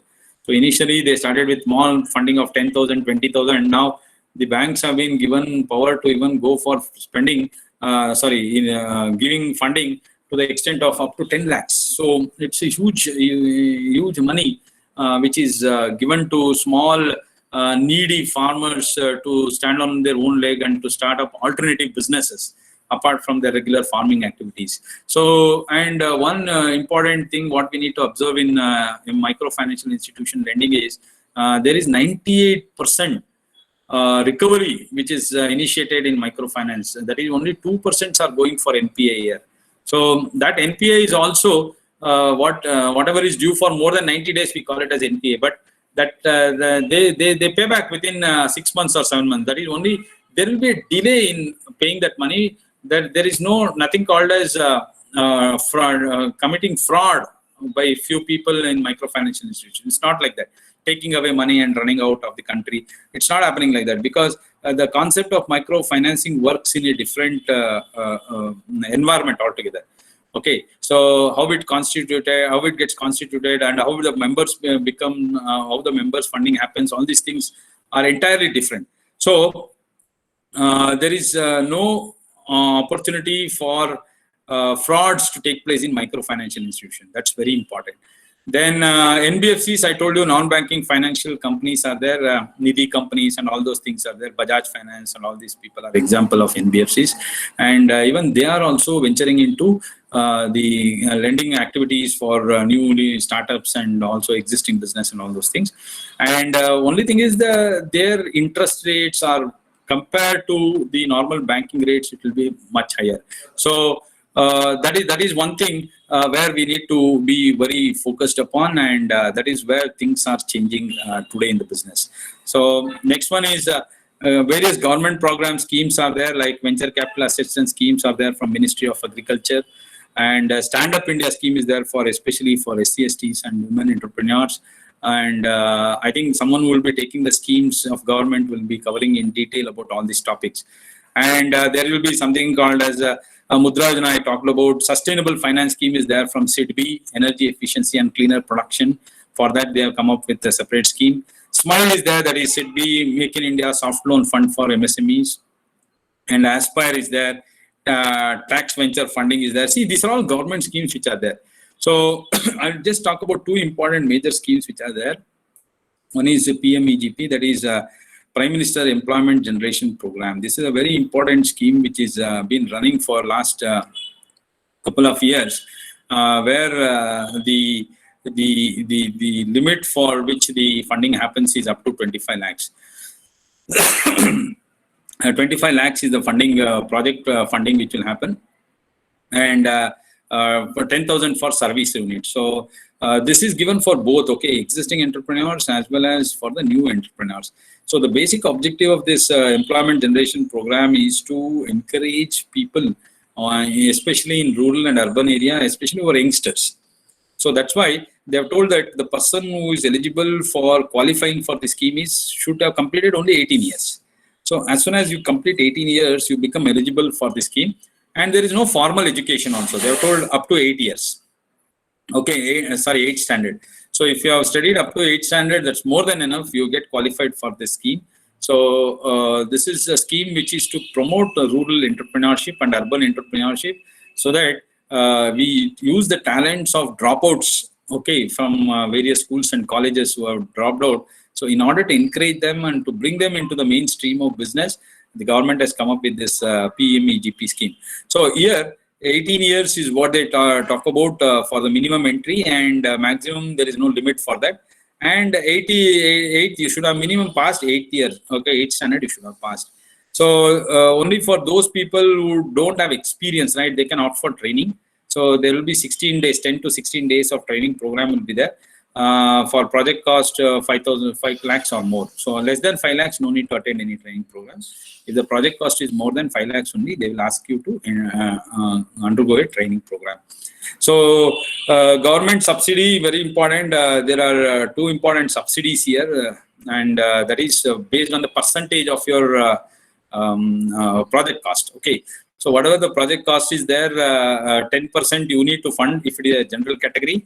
And if there are a special category, that is other than general category and including women, right? So you need to only extent of 5% of your project cost. So if your project cost is 20 lakhs, then 5% you need to do it, or 10% you need to do in case of general merit. So out of that project sanction cost, whatever it is there is a subsidy also which will come from the government side. So in case of general category people, subsidy is in urban area it is 15%, in rural area it is 25%.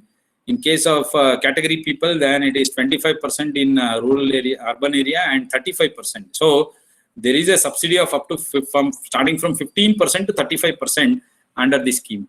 So there is a minimum lock-in period for this subsidy. It will be for 3 years. Okay, they will be locking this subsidy for 3 years. And after 3 years, they will be releasing the money, or you can get it adjusted to your loan amount also. So that is one beauty thing what they have given in this particular PMEGP. So that means government is guaranteeing, okay, to the extent of 35% of the loan amount, whatever has been given. So it's a very good initiative, and similar to that, we had a Chief Minister Employment Generation Program in Karnataka also. But that has been somehow removed now. Okay, it's not. We cannot call it as removed. They have merged it with PMEGP. Okay, so since there was already PMEGP which was running, right, they did not want to continue CMEGP also. So what they did, they merged the CMEGP thing with PMEGP. So the funding is now happening from both central and state government for same type of funding. Then Mudra, I told about Mudra Yojana, and this is one more important scheme which is running, that is Capital Guarantee Trust for Small and Micro Enterprises. CGTSME means Capital Guarantee Trust for Small and Micro Enterprises. So this is a very important loan where the guarantee scheme is coming from government. Okay, government is guaranteeing the certain amount of money what is extended in the form of loan to the industries. So basically this guarantee scheme is covered for all sectors of business, manufacturing, services, trading, everything is covered here. So only thing is you need to know the what are the availability amount. So you can see that micro enterprises. So micro enterprises up to 5 lakhs if you are going for borrowing, right? Then 85% of the amount, or 4.25 lakhs, whichever is maximum, right? To that extent, government guarantees. That is, government has set up a trust fund for this, and park that money there. So that money is getting blocked here, okay, for in the form of assistance.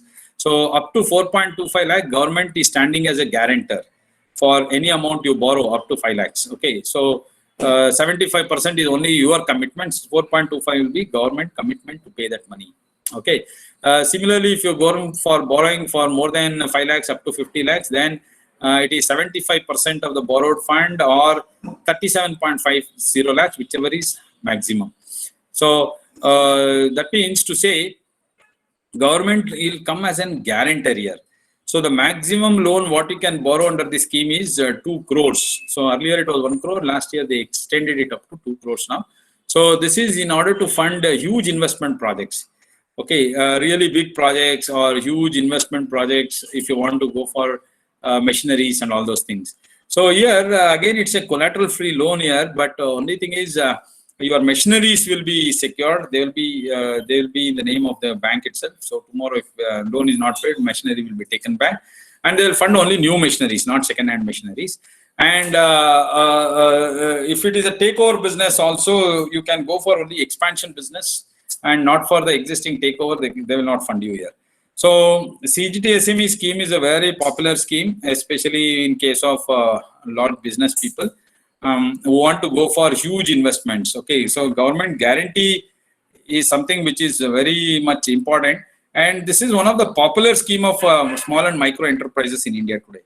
So it's working very good actually, and many people, many entrepreneurs have taken the support of this scheme, and this scheme has become more popular across India. So that is one thing what I would like to say here. And this is how they fund it based on detailed project report, DPR we call it as.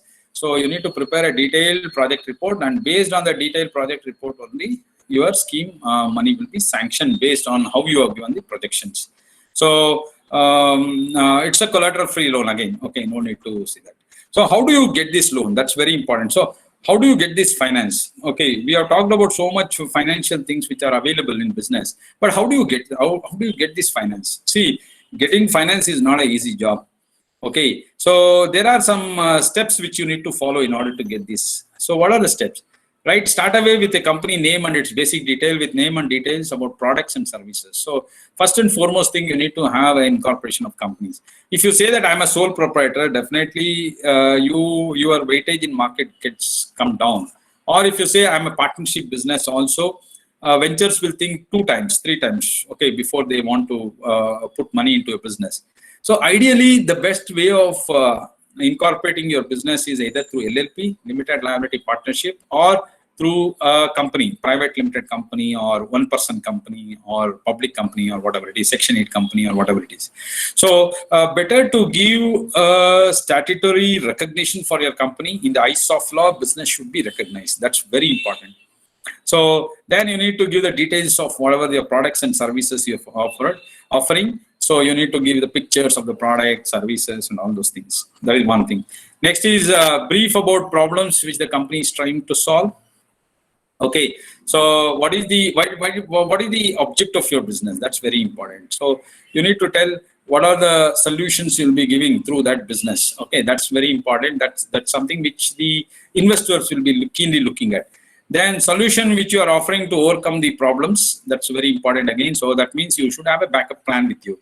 So you need to know in advance what are the risk factors which will be coming up in future, and how prepared are you in order to face that risk, or what is the action plan you have in your stores in order to face those risks. So that is what they will be expecting. Then substantial answers above with demo. So if you can have some video presentation, or if you can explain them in physically going there and telling how can you do all these things, yes, that will be a very good idea, because lot of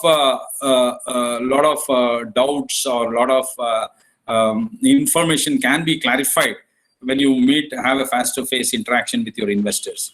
Then business model which you want to do adopt. So I think some other session they'll be covering about various business modules. There are around 14 business modules which are there, which are in practice in India. So you need to tell which is the best business module. So why did you opt that business module? So what is the rationale behind you going for such business module?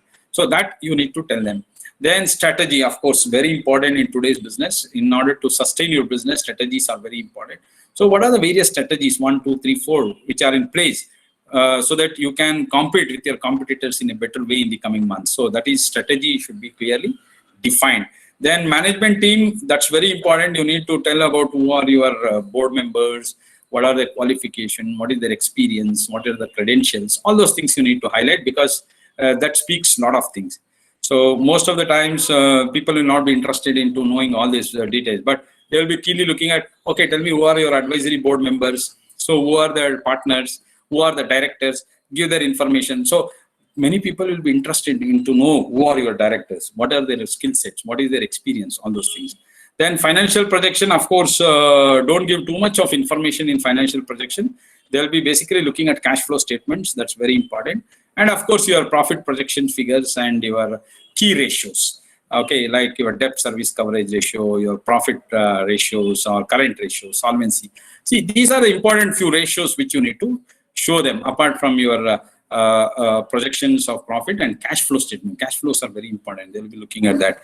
Then milestones of your business. So the complete roadmap of when you will break even and when you will make profits and what is the volume you're expecting, all these things. So milestones of your continuing business for at least next 2-3 years, you need to project.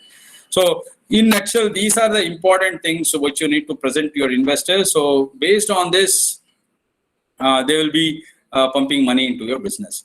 So I think I'm done with my presentation. So it's now open for questions. So you're free to ask questions. If you have any questions, you can just ask me now.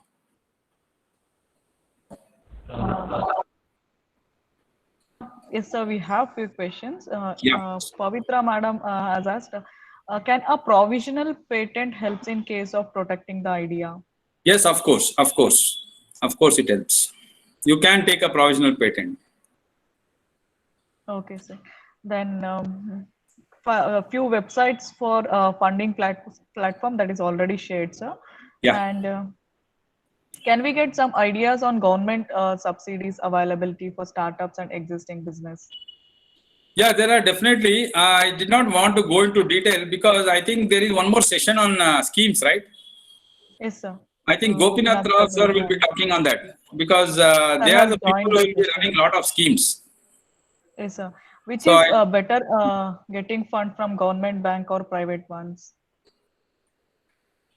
See, at what stage you are looking at investment? See, that's what I was telling today when I was making a presentation. Private banks doesn't look into a lot of documentation. Okay, a government looks into a lot of documentation. If you want to get the loan from State Bank of India, right, a nationalized bank, they ask for a lot of criterias. But same way, if you want to go to a private bank, their documentations are very less, but interest rates are very high. Okay, you can get a loan within a short span of time, but interest rates will be more and they will be having more of their own conditions. But nationalized bank doesn't have too much of condition. Whatever the government proposals are there, right, or whatever the government schemes are there, they will run the schemes with only small modifications.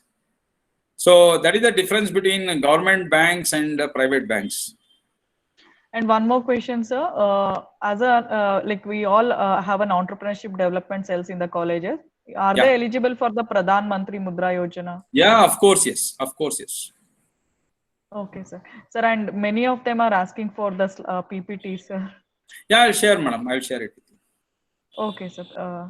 Please share it to my ID, sir, so that I'll forward it to all. Yeah, definitely. Thank you so much, sir. Thank you so much for accepting the invitation, and it was a very informative and detailed session. Thank you, sir. Okay, welcome, madam. Thank you. Dear faculties, we have one more session by Gopinath Rao, sir. Gopinath Rao, sir, has already joined the session. He's a Deputy Director from IEDS, MSME. Sir has around 26 to 28 years of experience, and he has joined MSME, Government of India, and working from last 28 years. He has served in Haryana, Punjab in North India, nearly 3 years, and served in Shillong, Northeast India, Meghalaya for 3 years.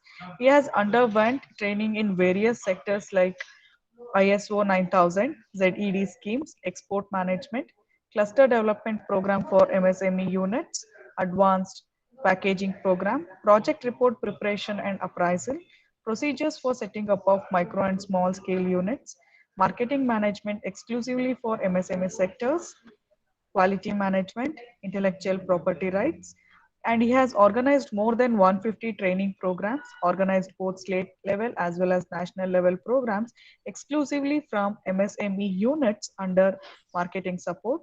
He has assisted more than 50 to 50 entrepreneurs in through schemes and market link. assisted nationalized banks in technical analysis of machineries under subsidiary schemes. And currently, sir is working as a deputy director, IEDS, at MSME Development Center Institute, Government of India. And if you are having a doubts regarding like can we take a loans in government or private, and if you want to know more about the government schemes and all, you can talk to sir regarding it. Now I kindly welcome Gopinath Rao sir for the today's session. Even he had a meeting with VC in Delhi at 10 o'clock. He has postponed the session, and he's taking the session at 11:30. Thank you so much, sir. Even in your busy schedule, you are coming and sharing your knowledge with respect to an entrepreneurship and innovation and the government schemes of MSME the provided. Thank you so the much, sir. procedure I for kindly directly request forwarding Gopinath PCMS. Rao sir to That take was the over the process. That's why he sent directly. He has not forwarded through the field of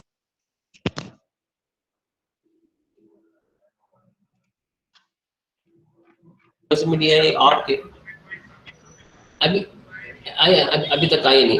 I know nothing has come. अभी तक कुछ आया नहीं है. अब आने के बाद तुरंत कर देंगे. उसमें क्या है? क्या?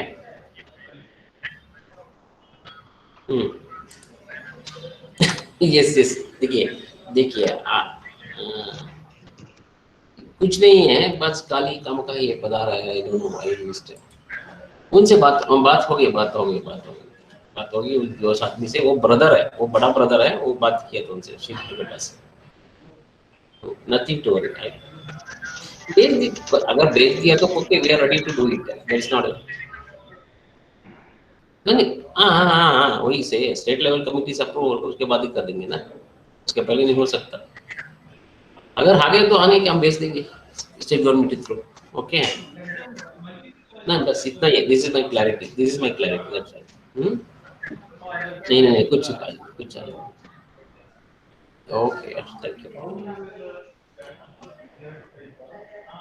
Hello. Very good morning, Gopinath sir. Oh sorry, there was a call from Delhi. That's why I had No issues, sir. No issues, sir. I Okay. kindly request to take over the session, sir. now where is my this thing? Yes, sir. Yes, sir. Like we can hear you. Where is my PPT? How to share here?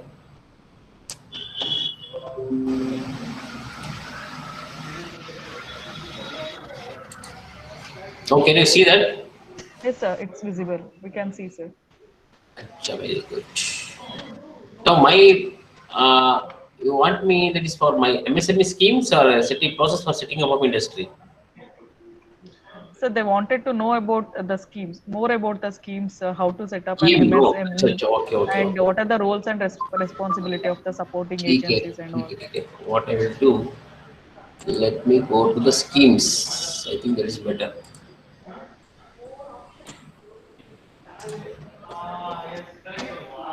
Now this is okay? Can you Yes, see this? Yes, sir. We can see. Okay.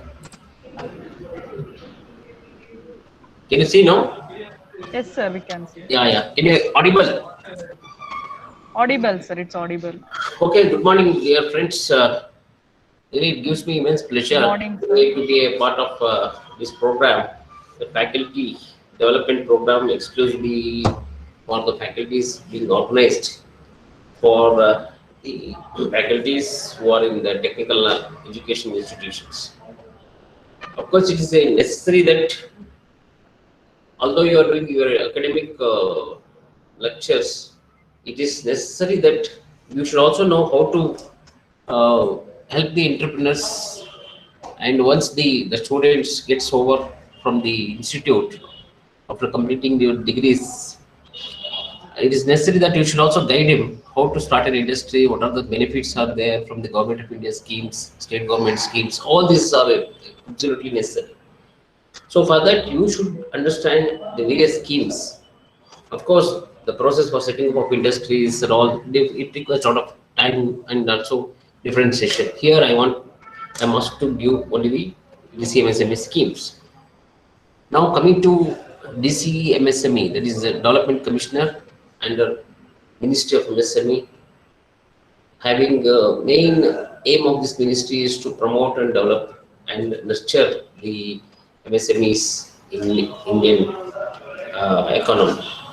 Of course, you know, MSME is a huge contribution, around 30% of GDP's contribution, and having around 6.5 crores of SME units across India, and providing around 11 to 12 crores of employment.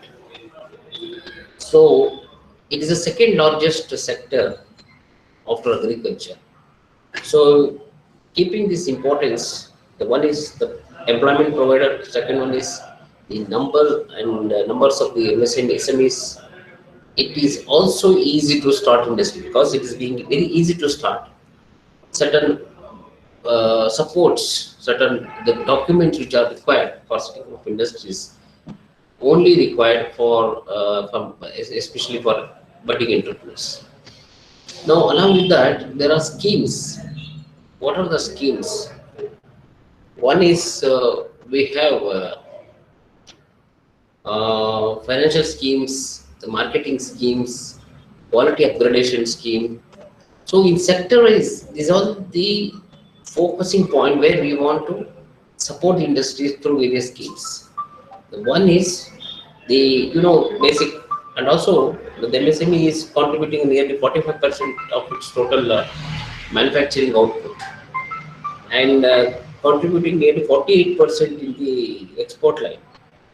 If you see the figures, the role of MSME in the Indian economy is enormous, and also it's very appreciable. And the numbers are very, very important. Now, the question is how to help the industries. What are the ways how the MSME can be started? And this MSME sector covers nearly more than 8,000 products, either direct products manufacturing or intermediate products. That's also it comes to project. Now, what are the schemes under the financial scheme? One is the first one. What I want to highlight here is the Prime Minister Employment Generation Program, which is nothing but the prospective entrepreneurs who want to start an industry, having a very good project report and having all the documents related to the place of manufacturing or place of providing services, rental agreement details, and qualification and the training programs if you have undergone in a particular product. In that cases, the PMEGP, the Prime Minister Employment Generation Program, is the most important and the most appropriate scheme. You can use it. In this scheme, the government through banks provides 25 lakhs of financial support. In 25 lakhs means you have women and SC/ST categories where you will get a subsidy, that 25% to 35% subsidy is available, and your contribution will be mainly 5 to 10%. Okay, and remaining you will get a loan from the bank. And in the PMEGP, now it is available on the online. Everything is now online. Only documents required is your project report, your quotation, Aadhaar card, PAN card, and if you have undergone any training in that particular product which you want to start. Another one is here nowadays in the PMEGP scheme, there is a scorecard. So whatever the documents you are submitting, what are the things you are submitting, it will be uploaded in the portal. Once you upload the portal, you will get a particular, there is a set of questions. Once you answer, depending upon the questions and the documents you submit, you will get a score. You will get a marks. Accordingly, minimum if you score 70, you are eligible, and your case will be forwarded to the bank for financial assistance under the scheme. If you score less than 70, you will not be able to get the benefits under the scheme. Now, once it is been uploaded, all the documents and the details, it will be forwarded to the bank through the state government, the district industry center. So now, here there are two categories. One is the general, another SC/ST and women own units. If you are comes under SC/ST or women category, you will get a subsidy from 25 to 35%. That means if you are in rural area, if you are setting up a industry in rural area, you will get a 35%. If you are in urban area, you will get a 25% subsidy. So this once the first installment of the your loan has been disbursed by the bank, immediately the ministry, once the bankers will raise a bill, accordingly the KVAC, the Kadi Village Industry Commission, which is the nodal agency for implementing this PMHP, they will immediately release the first installment, I mean the subsidy amount to the bank. Once they release the first subsidy, it will be kept in the account for 3 years under TDR. So term deposit receipt. So where you that amount after 3 years it will be adjusted to your loan. So no need of giving the loan. I mean paying the money back after the that stipulated period. So one point here is the advantages of applying PMHP is you are going to get the loan up to 25 lakhs for an initial. However, there are chances that it may increase also in future, but it is under credit guarantee fund trust scheme. A credit guarantee fund trust means it is a trust under the two parts. One is the MSME ministry and the Subsidy. These two components or these two departments they form the credit guarantee trust. Exclusively, this trust has been formed to help the MSMEs, and in case if any industry or any micro or small industries they files to return the money to the bank, then this trust will give the fund to the bankers. That means it's a kind of insurance. So this all covers in the CGT center. There is another scheme called Mudra scheme. There is Mudra scheme means there is a Shishu, Tarun, Shishu, Kishu and Tarun. There are 3 categories in under Mudra. That means under Shishu, it is a 50,000 rupees loan you are going to get. 50,000 to 5 lakh is a Kishore. 5 lakhs to 10 lakhs is a Tarun. So depending on the requirement of your fund, you can apply, either you can go for Shishu or Kishu or a Tarun. So mainly here it is eligible for manufacturing, service providing and the traders also. So these 3 things you can get in the Mudra scheme.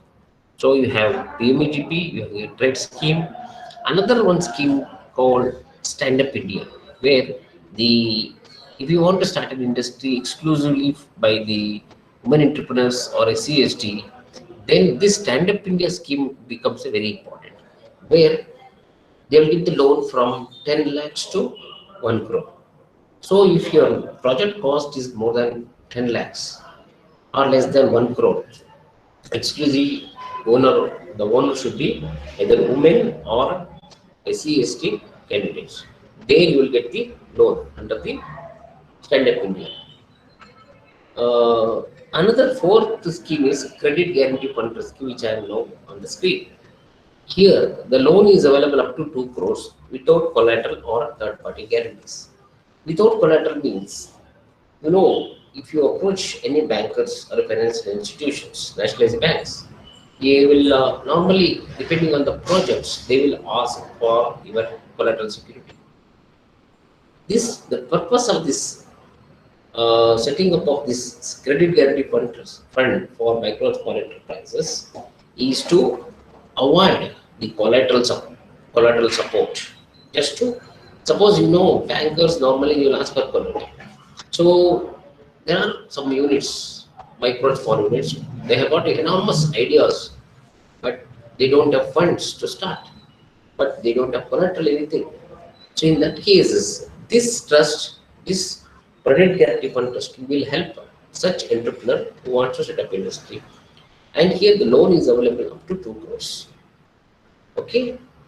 Another one, those who have got their own land or a building, that is primary security, they can go for the primary security. Of course, if they are doing in the same premises, that becomes a primary security. Next point under the credit guarantee fund scheme is how the guarantee is covered, collateral free. How guarantee is covered for the quantum of the loan. If you have taken the loan up to 50 lakhs, the guarantee will be 75%. And exclusively for women-owned entrepreneurs and women entrepreneurs owned or operated by MSMEs, I mean micro small enterprises by the women entrepreneur, they have the revision has been given 80% guarantee cover. For general, it is 75%. For women entrepreneurs, it is 80%. That means there is some special consideration has been given.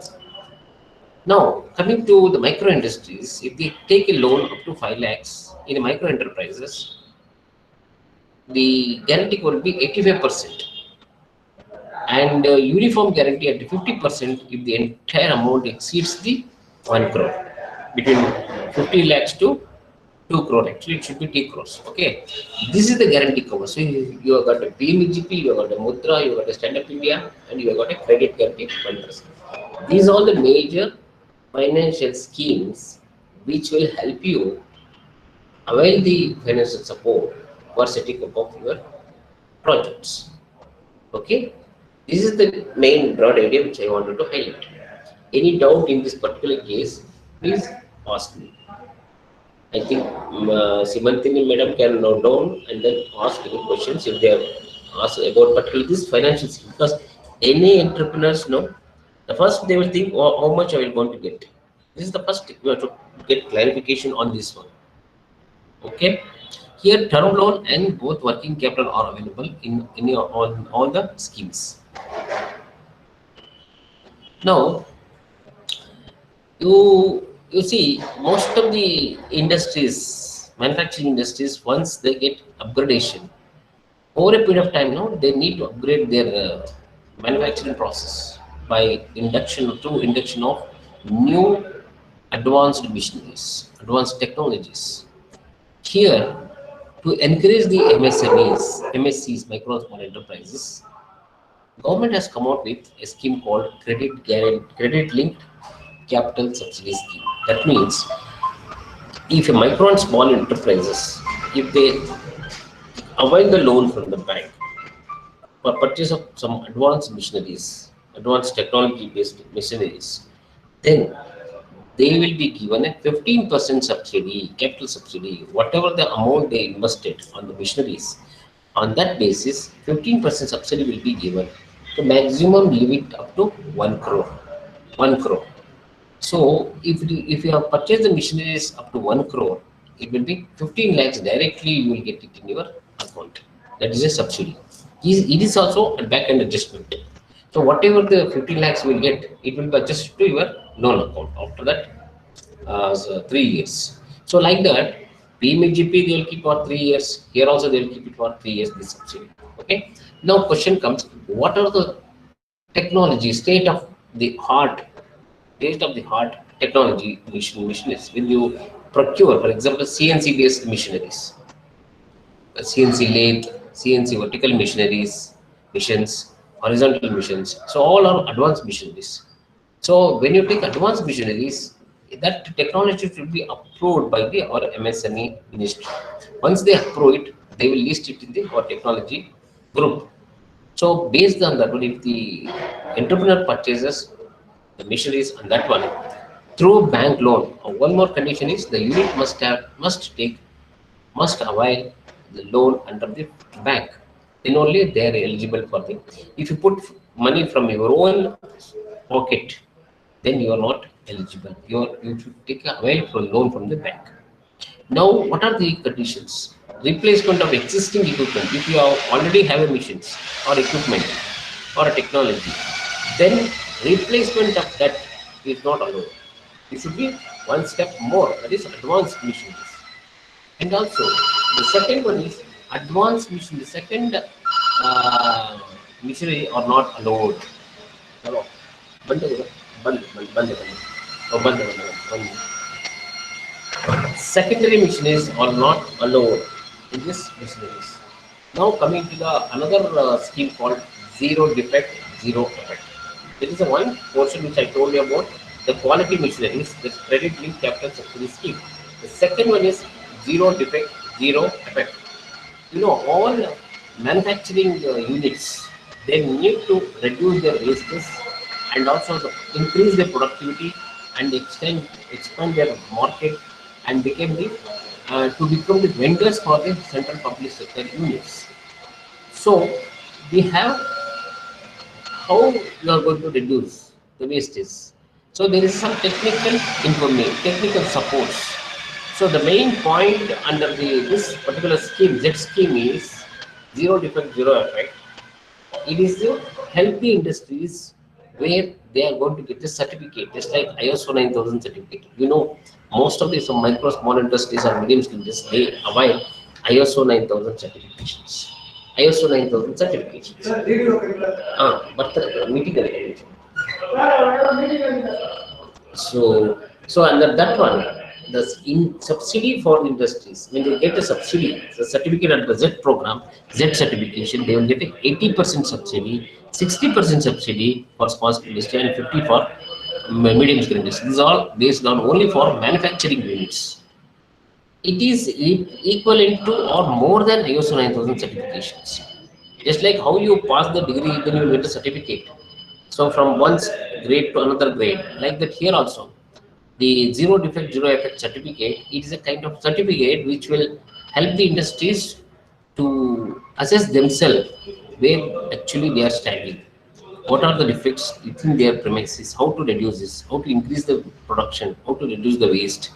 And how to expand their businesses and the market, everything. So it's a kind of overall the development will be there in the case of MSMEs when they get implemented in the zero defect, zero effect. So to implement it, to motivate them, the government is giving these all subsidies, 80%, 60%, and 50%. So this is the thing. Now the there are 5 level certificates, especially in the case of zero defect, zero effect. One is the bronze, silver, gold, diamond, and platinum. The platinum is the world-class level certifications.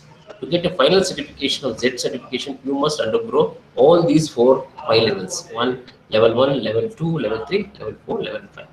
So you have to start with this bronze. Then you have to go for silver, then blind. So you cannot directly come to the diamond or gold and platinum. So you have to entry level itself is the bronze level. That means self certification. Each stage have got certain parameters like certifications, BAS certification, ISO certification, any standard certificate the unit has got. Based on that one, the marks will be allotted. Accordingly, next level of certificate will be issued. That is the one. Quality, we have CLCSS, another one is zero defect, zero effect. Now coming to another important scheme is called cluster development program, where if a group of industries having a common problem, for example, in the garment industry, there are about 25 to 30 industries are there. Then if they want to procure a high cost tender, then the cost of the machinery if it is behind certain limit, the individual unit enterprises cannot purchase. In such cases, it becomes a difficult financial problem. In such cases, the common facility centers will be developed. In such cases, the government will give fund for the establishment of common facility centers. That means the maximum up to 20 crores we are going to give.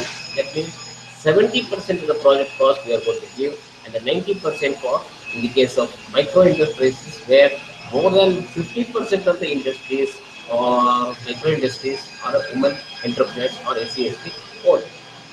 This particular cluster development program is for group of industries who are engaged in the manufacturing process. Even service sector also being done. This is another for group of industries. That means only thing is the industries have to prepare a detailed project report, and once they submit the detailed project report, the state level clearing committee will access the detailed project presentations, and then once it is state level clearing committee approves under the chairmanship of principal secretary of industries state government, it will go to Delhi, and Delhi national level steering committee will approve it. Then it will be funding support will be given accordingly. Okay.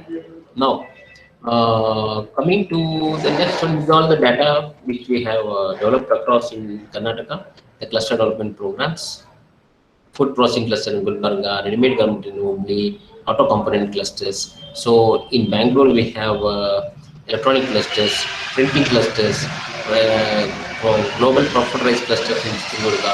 So all these things are there. Okay. Another one is how to help the industries. The marketing is very important. Once the industries are getting supported, once industry gets supported, established in the market, they need a constant marketing support. So if there is no marketing support, the industry will be facing a lot of problems. Now, how government is helping? I think one is the public procurement policy for micro and small enterprises. Public procurement for under this policy, every year all ministries under central government, various departments, central public sector units, they procure crores worth of items. And that annual procurement, it is made compulsory that they must procure minimum 25% of their annual turnover, annual procurement only from MSMEs, micro small enterprises. That is the condition they put. There is a policy. Under that, in that 25%, 4% from the SC/ST categories and 3% from women entrepreneurs. So, uh, hello, ಈಗ ಮಾಡ್ಬೇಡಿ. So 3% from women-owned enterprise. So apart from that, there is 358 items and are already been reserved for procurement from MSMEs.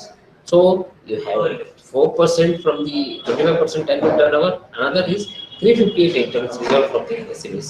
Another support which we are given for the MSMEs is if a tender is applied, if any PSUs floated the tenders under that, if L1, L2, L3, that is list number one, who quoted the number one list, number two, second, number three.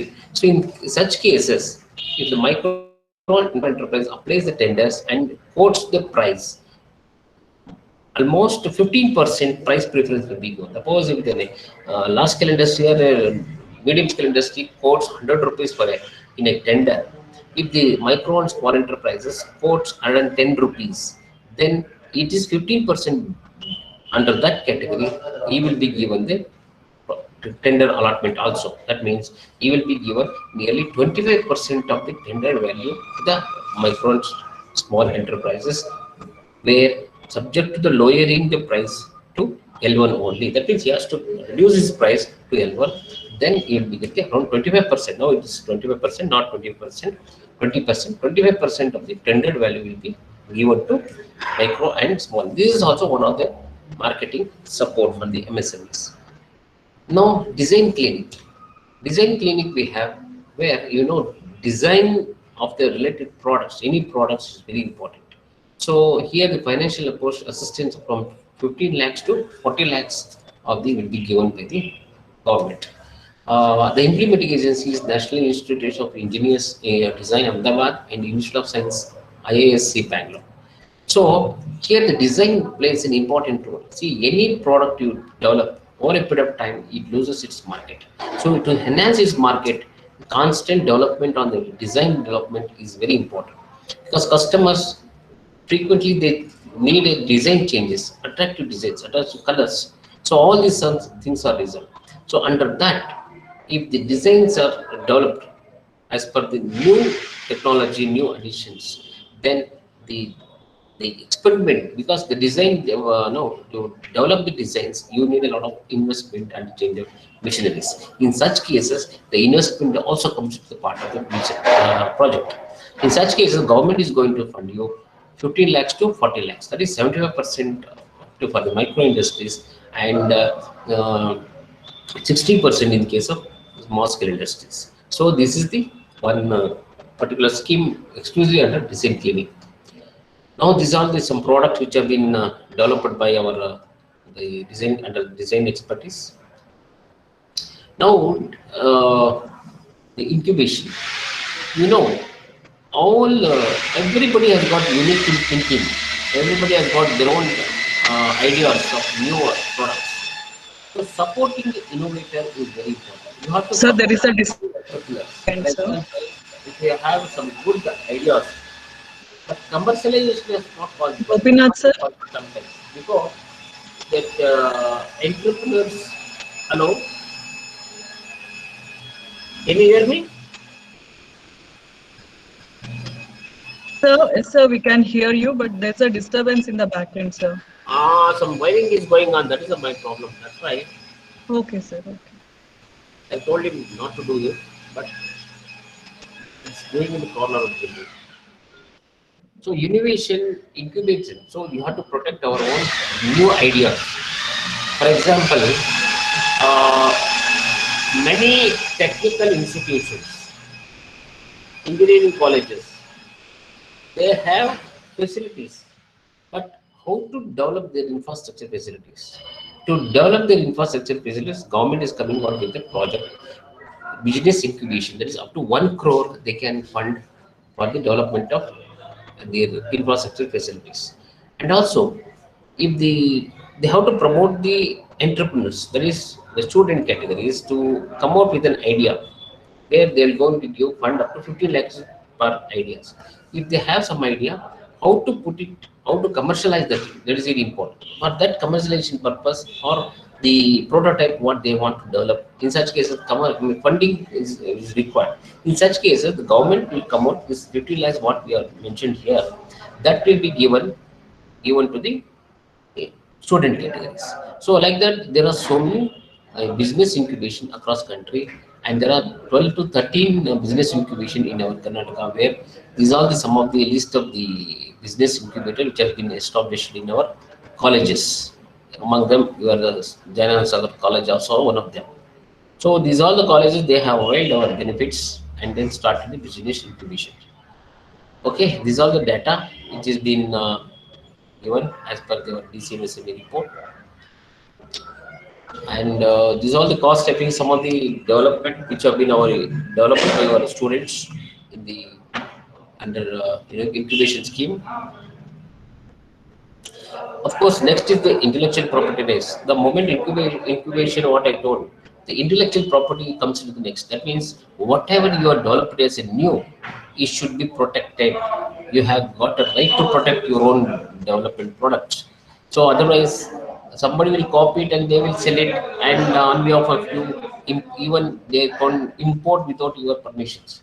So it's a misusing of your ideas or concept. In cases, it is necessary to protect your own ideas. That is called patent. Patent will be done. So it's also important for MSMEs to protect their ideas, and that patent has been included. Now, intellectual, graphical, geographical indications. Suppose you know is particularly related to the associate characteristic of goods. For example, Mysore Malli, Mysore Bitternet, and also the Mysore Pak, what you say, or Tirupati Laddu, or Gulab, some of the sweet items, no, which is basically related to that particular place of origin. You can say that in that particular place only you get it. So that aroma or taste, it's not available in other places. Particularly that place is available. In that case, the geographical indication tag is required. So in Karnataka, we have around 45 to 50 geographical indicator products. For example, Badi chili, it's a geographical indication in GA products. So in such a product, you have to promote more and more and support that production of that in products. In such cases, it comes under IPR. So what are the government of India supports? If you get a patent, you will get a 1 lakh rupees support. If you get a foreign patent, 5 lakh rupees you are going to get. If you get a GI registration, you will get a 2 lakh rupees. And the trademark is, which is very known. All manufacturing units, all manufacturing products, they should have a trademark or a logo, which is very, very important for the product marketing of their products. In such cases, the government is going to give around 10,000 rupees for the reimbursement cases. Okay. So lean manufacturing is another one of the scheme where the manufacturing cost has to be reduced and manufacturing waste, everything will be reduced through various technical techniques. In such cases, we have mentioned 5 years over, Poka Yoga, or Kanban, just in time, that is JIT. So these all the technical information or technical techniques which is required for the MSMEs to reduce the waste. To assist them, we need a mini cluster around 10 to up to 10 MSMEs. If they come together, a lean consultants will be invited.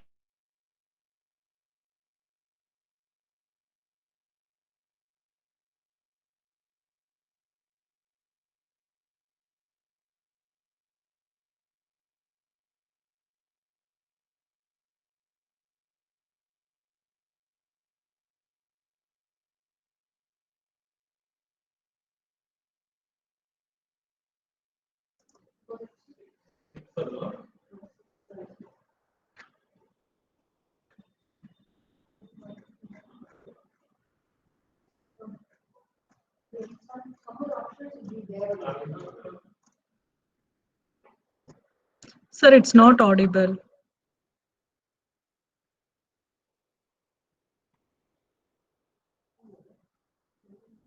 Gopinath, sir?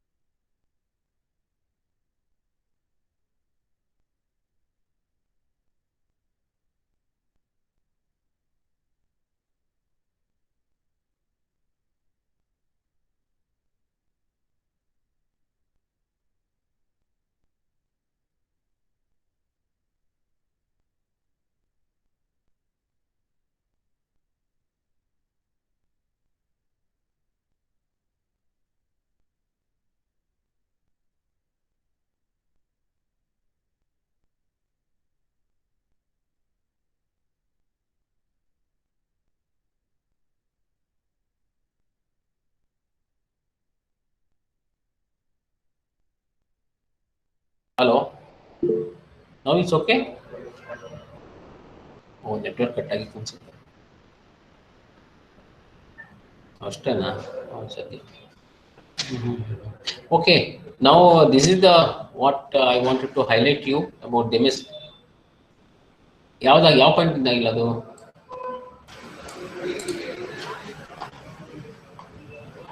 ಈಗಾಗಿದೆ ಅಷ್ಟು ಏನಾಗ್ತಿದ್ಯಾ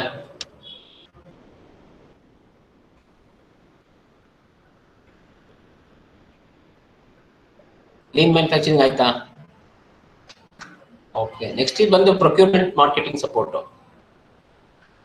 so this is one particular scheme can you hear me now hello Yes, sir. ಅಲ್ಲ ಕೇಳಿಸ್ತಾ ಇದೆ ನಾವು ಹೇಳಿದ್ರು Yes, sir. okay thank you. This is the last one which one I wanted to highlight you procure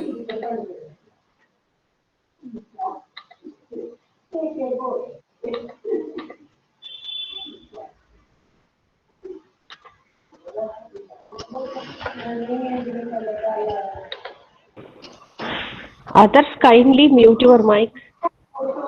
Some disturbance is there.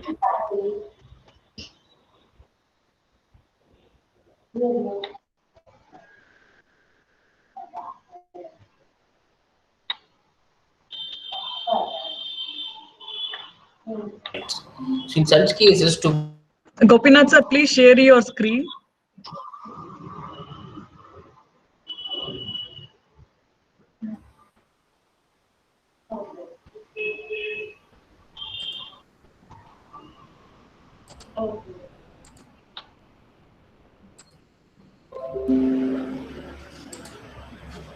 now it's okay. Yes, sir, it's visible. It's okay. Now, in this trade fair and exhibitions will be taking place. Accordingly, when the micro and small enterprises participates in any trade fair and exhibitions across India,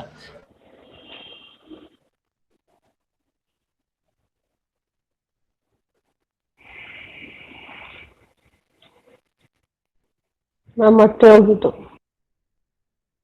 trade fairs. Even in the case of international trade fair, the same pattern 80 and 100%. In the case of SC, ST and women categories, no 100% in install rent and 100% in contingency. Both they will give. So only thing is for stay purpose, you have to spend expenditure.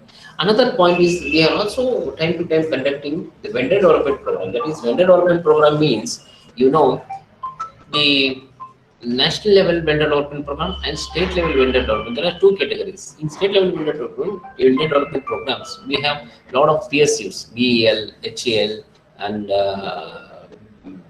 BHAL, all these in our Bangalore. So in that case, we interact, we call the purchasing department and the MSMEs and hold a meeting. That is state level 1 day programs. Another one is we ourselves MSMEDA will conduct the vendor development program, exhibition trade fairs, where we will invite the PSUs, that is like BL, HAL, railways, everybody, Indian oil corporations or national thermal corporations, power corporation, everybody will call them. At the same time, we also give stalls to micro and small enterprises. So where they can showcase their products and services, and the PSUs can directly interact and see their capabilities. And depending on the requirement of the PSUs, they can the MSMEs can become the vendors for PSUs. And we also hold frequently the technical seminars in the programs, so that the PSUs will come and give a presentation on the various products and services being required for them. Accordingly, MSMEs also will be there, and they can have a direct interactions to solve their product. Okay. So now the national award is the most important, and which is recognition required for any industries, any successful enterprise. Just like once you complete your degree with a distinction, you will be recognized with gold or silver, like that. They will give certificate, no, when you take a degree certificate in the convocation. Like that here also, recognition of MSMEs, entrepreneurs, successful entrepreneurs is very important to encourage them, and also to showcase is a model for others also. So in the cases, there are various categories, the entrepreneurship, in manufacturing, entrepreneurship, in service, outstanding efforts which you have done, an innovative special product which they have done, it will be recognized, quality products, quality maintenance, and lean manufacturing techniques, and a special national award for women entrepreneurs exclusively, and SC/ST categories, Northeasterns. So these are all the awards which are there to encourage the entrepreneurs to do better and achieve their goal at highest level and improve their businesses. So these are the main things which the government is doing, and I hope this is sufficient for you for MSME sector, and any other subject like packaging industries, export packaging, financial management, all working capital management. There are so many subjects are there in this. The piece requires a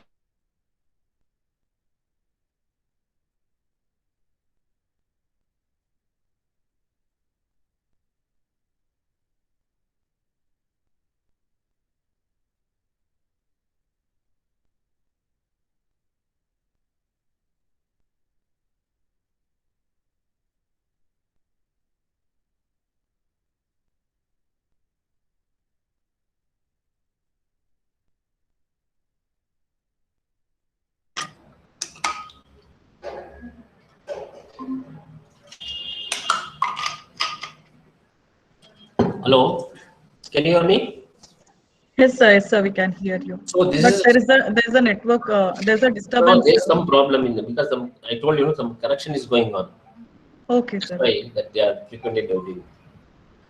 So any other things which any doubt is there, we can have a different subject also. But at present, I'm trying to give only MSME schemes. Hello. ಏನು ಚಂದ್ರ? ನಿಮಿಷ ಕಾಲ್ ಮಾಡ್ತೀನಿ. Sir, how can we set up MSME at our college, sir? ಒಂದು ನಿಮಿಷ. Hello. How to set up MSME at colleges, sir? See, MSME means micro, small, and medium enterprises.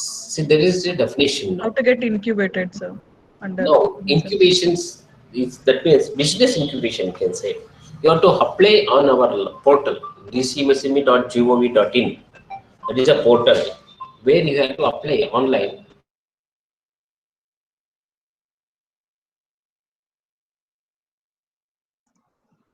Sir, not audible, sir.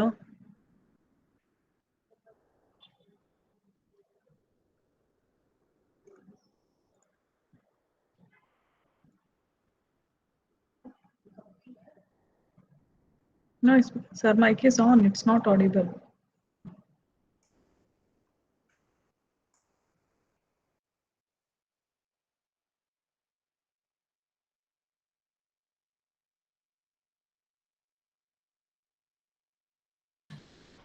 Hello, hello.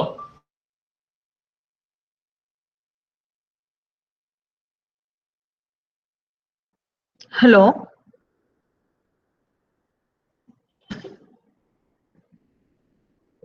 Hello, sir.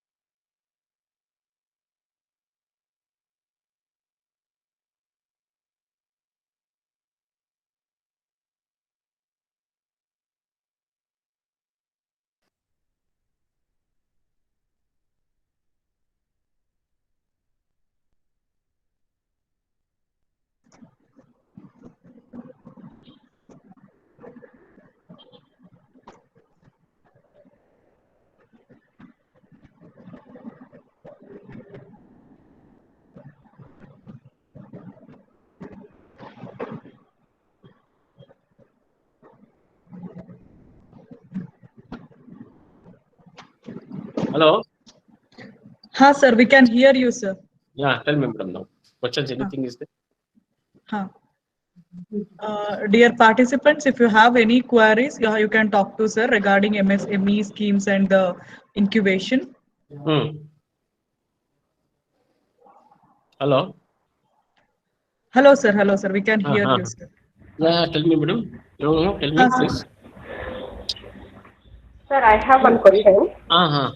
So, if any MSME enterprise or a sector is eligible to apply for e-procurement, sir, that is like tenders, government tender. Government tender?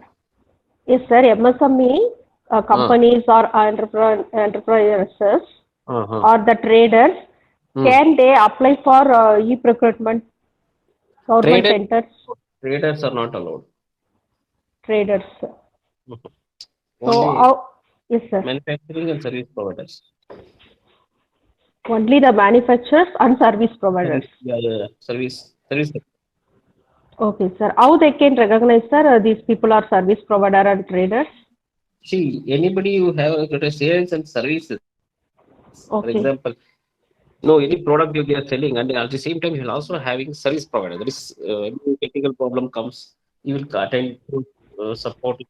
No, that is the thing. Okay, sir. Okay, thank you. Any other thing? Okay, sir. Any other questions? I request the participants to raise the questions, or you can write it in the chat box.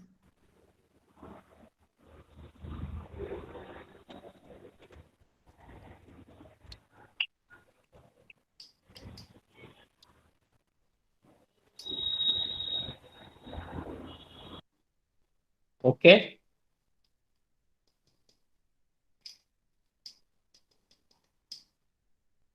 Okay, Simantini, there is no question, I believe. Yes, sir. Right now there is no question, sir. Oh, okay. If you don't have any questions, we can wind up the session for today. Yeah. Thank you, Gopinath Rao, sir. I think you. you have a network issue in between. Yeah, It was not. that's a problem. Okay, sir. Fine. Thank you so much, sir.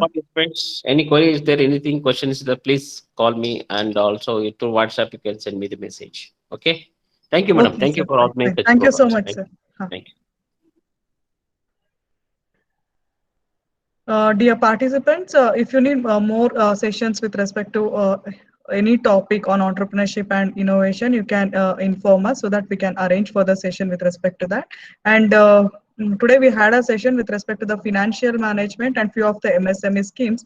Due to some network issue, there is sir was not able to present the screen completely. And if you have any queries with respect to that, you can talk to us. We'll connect you to the Gopinath Rao, sir.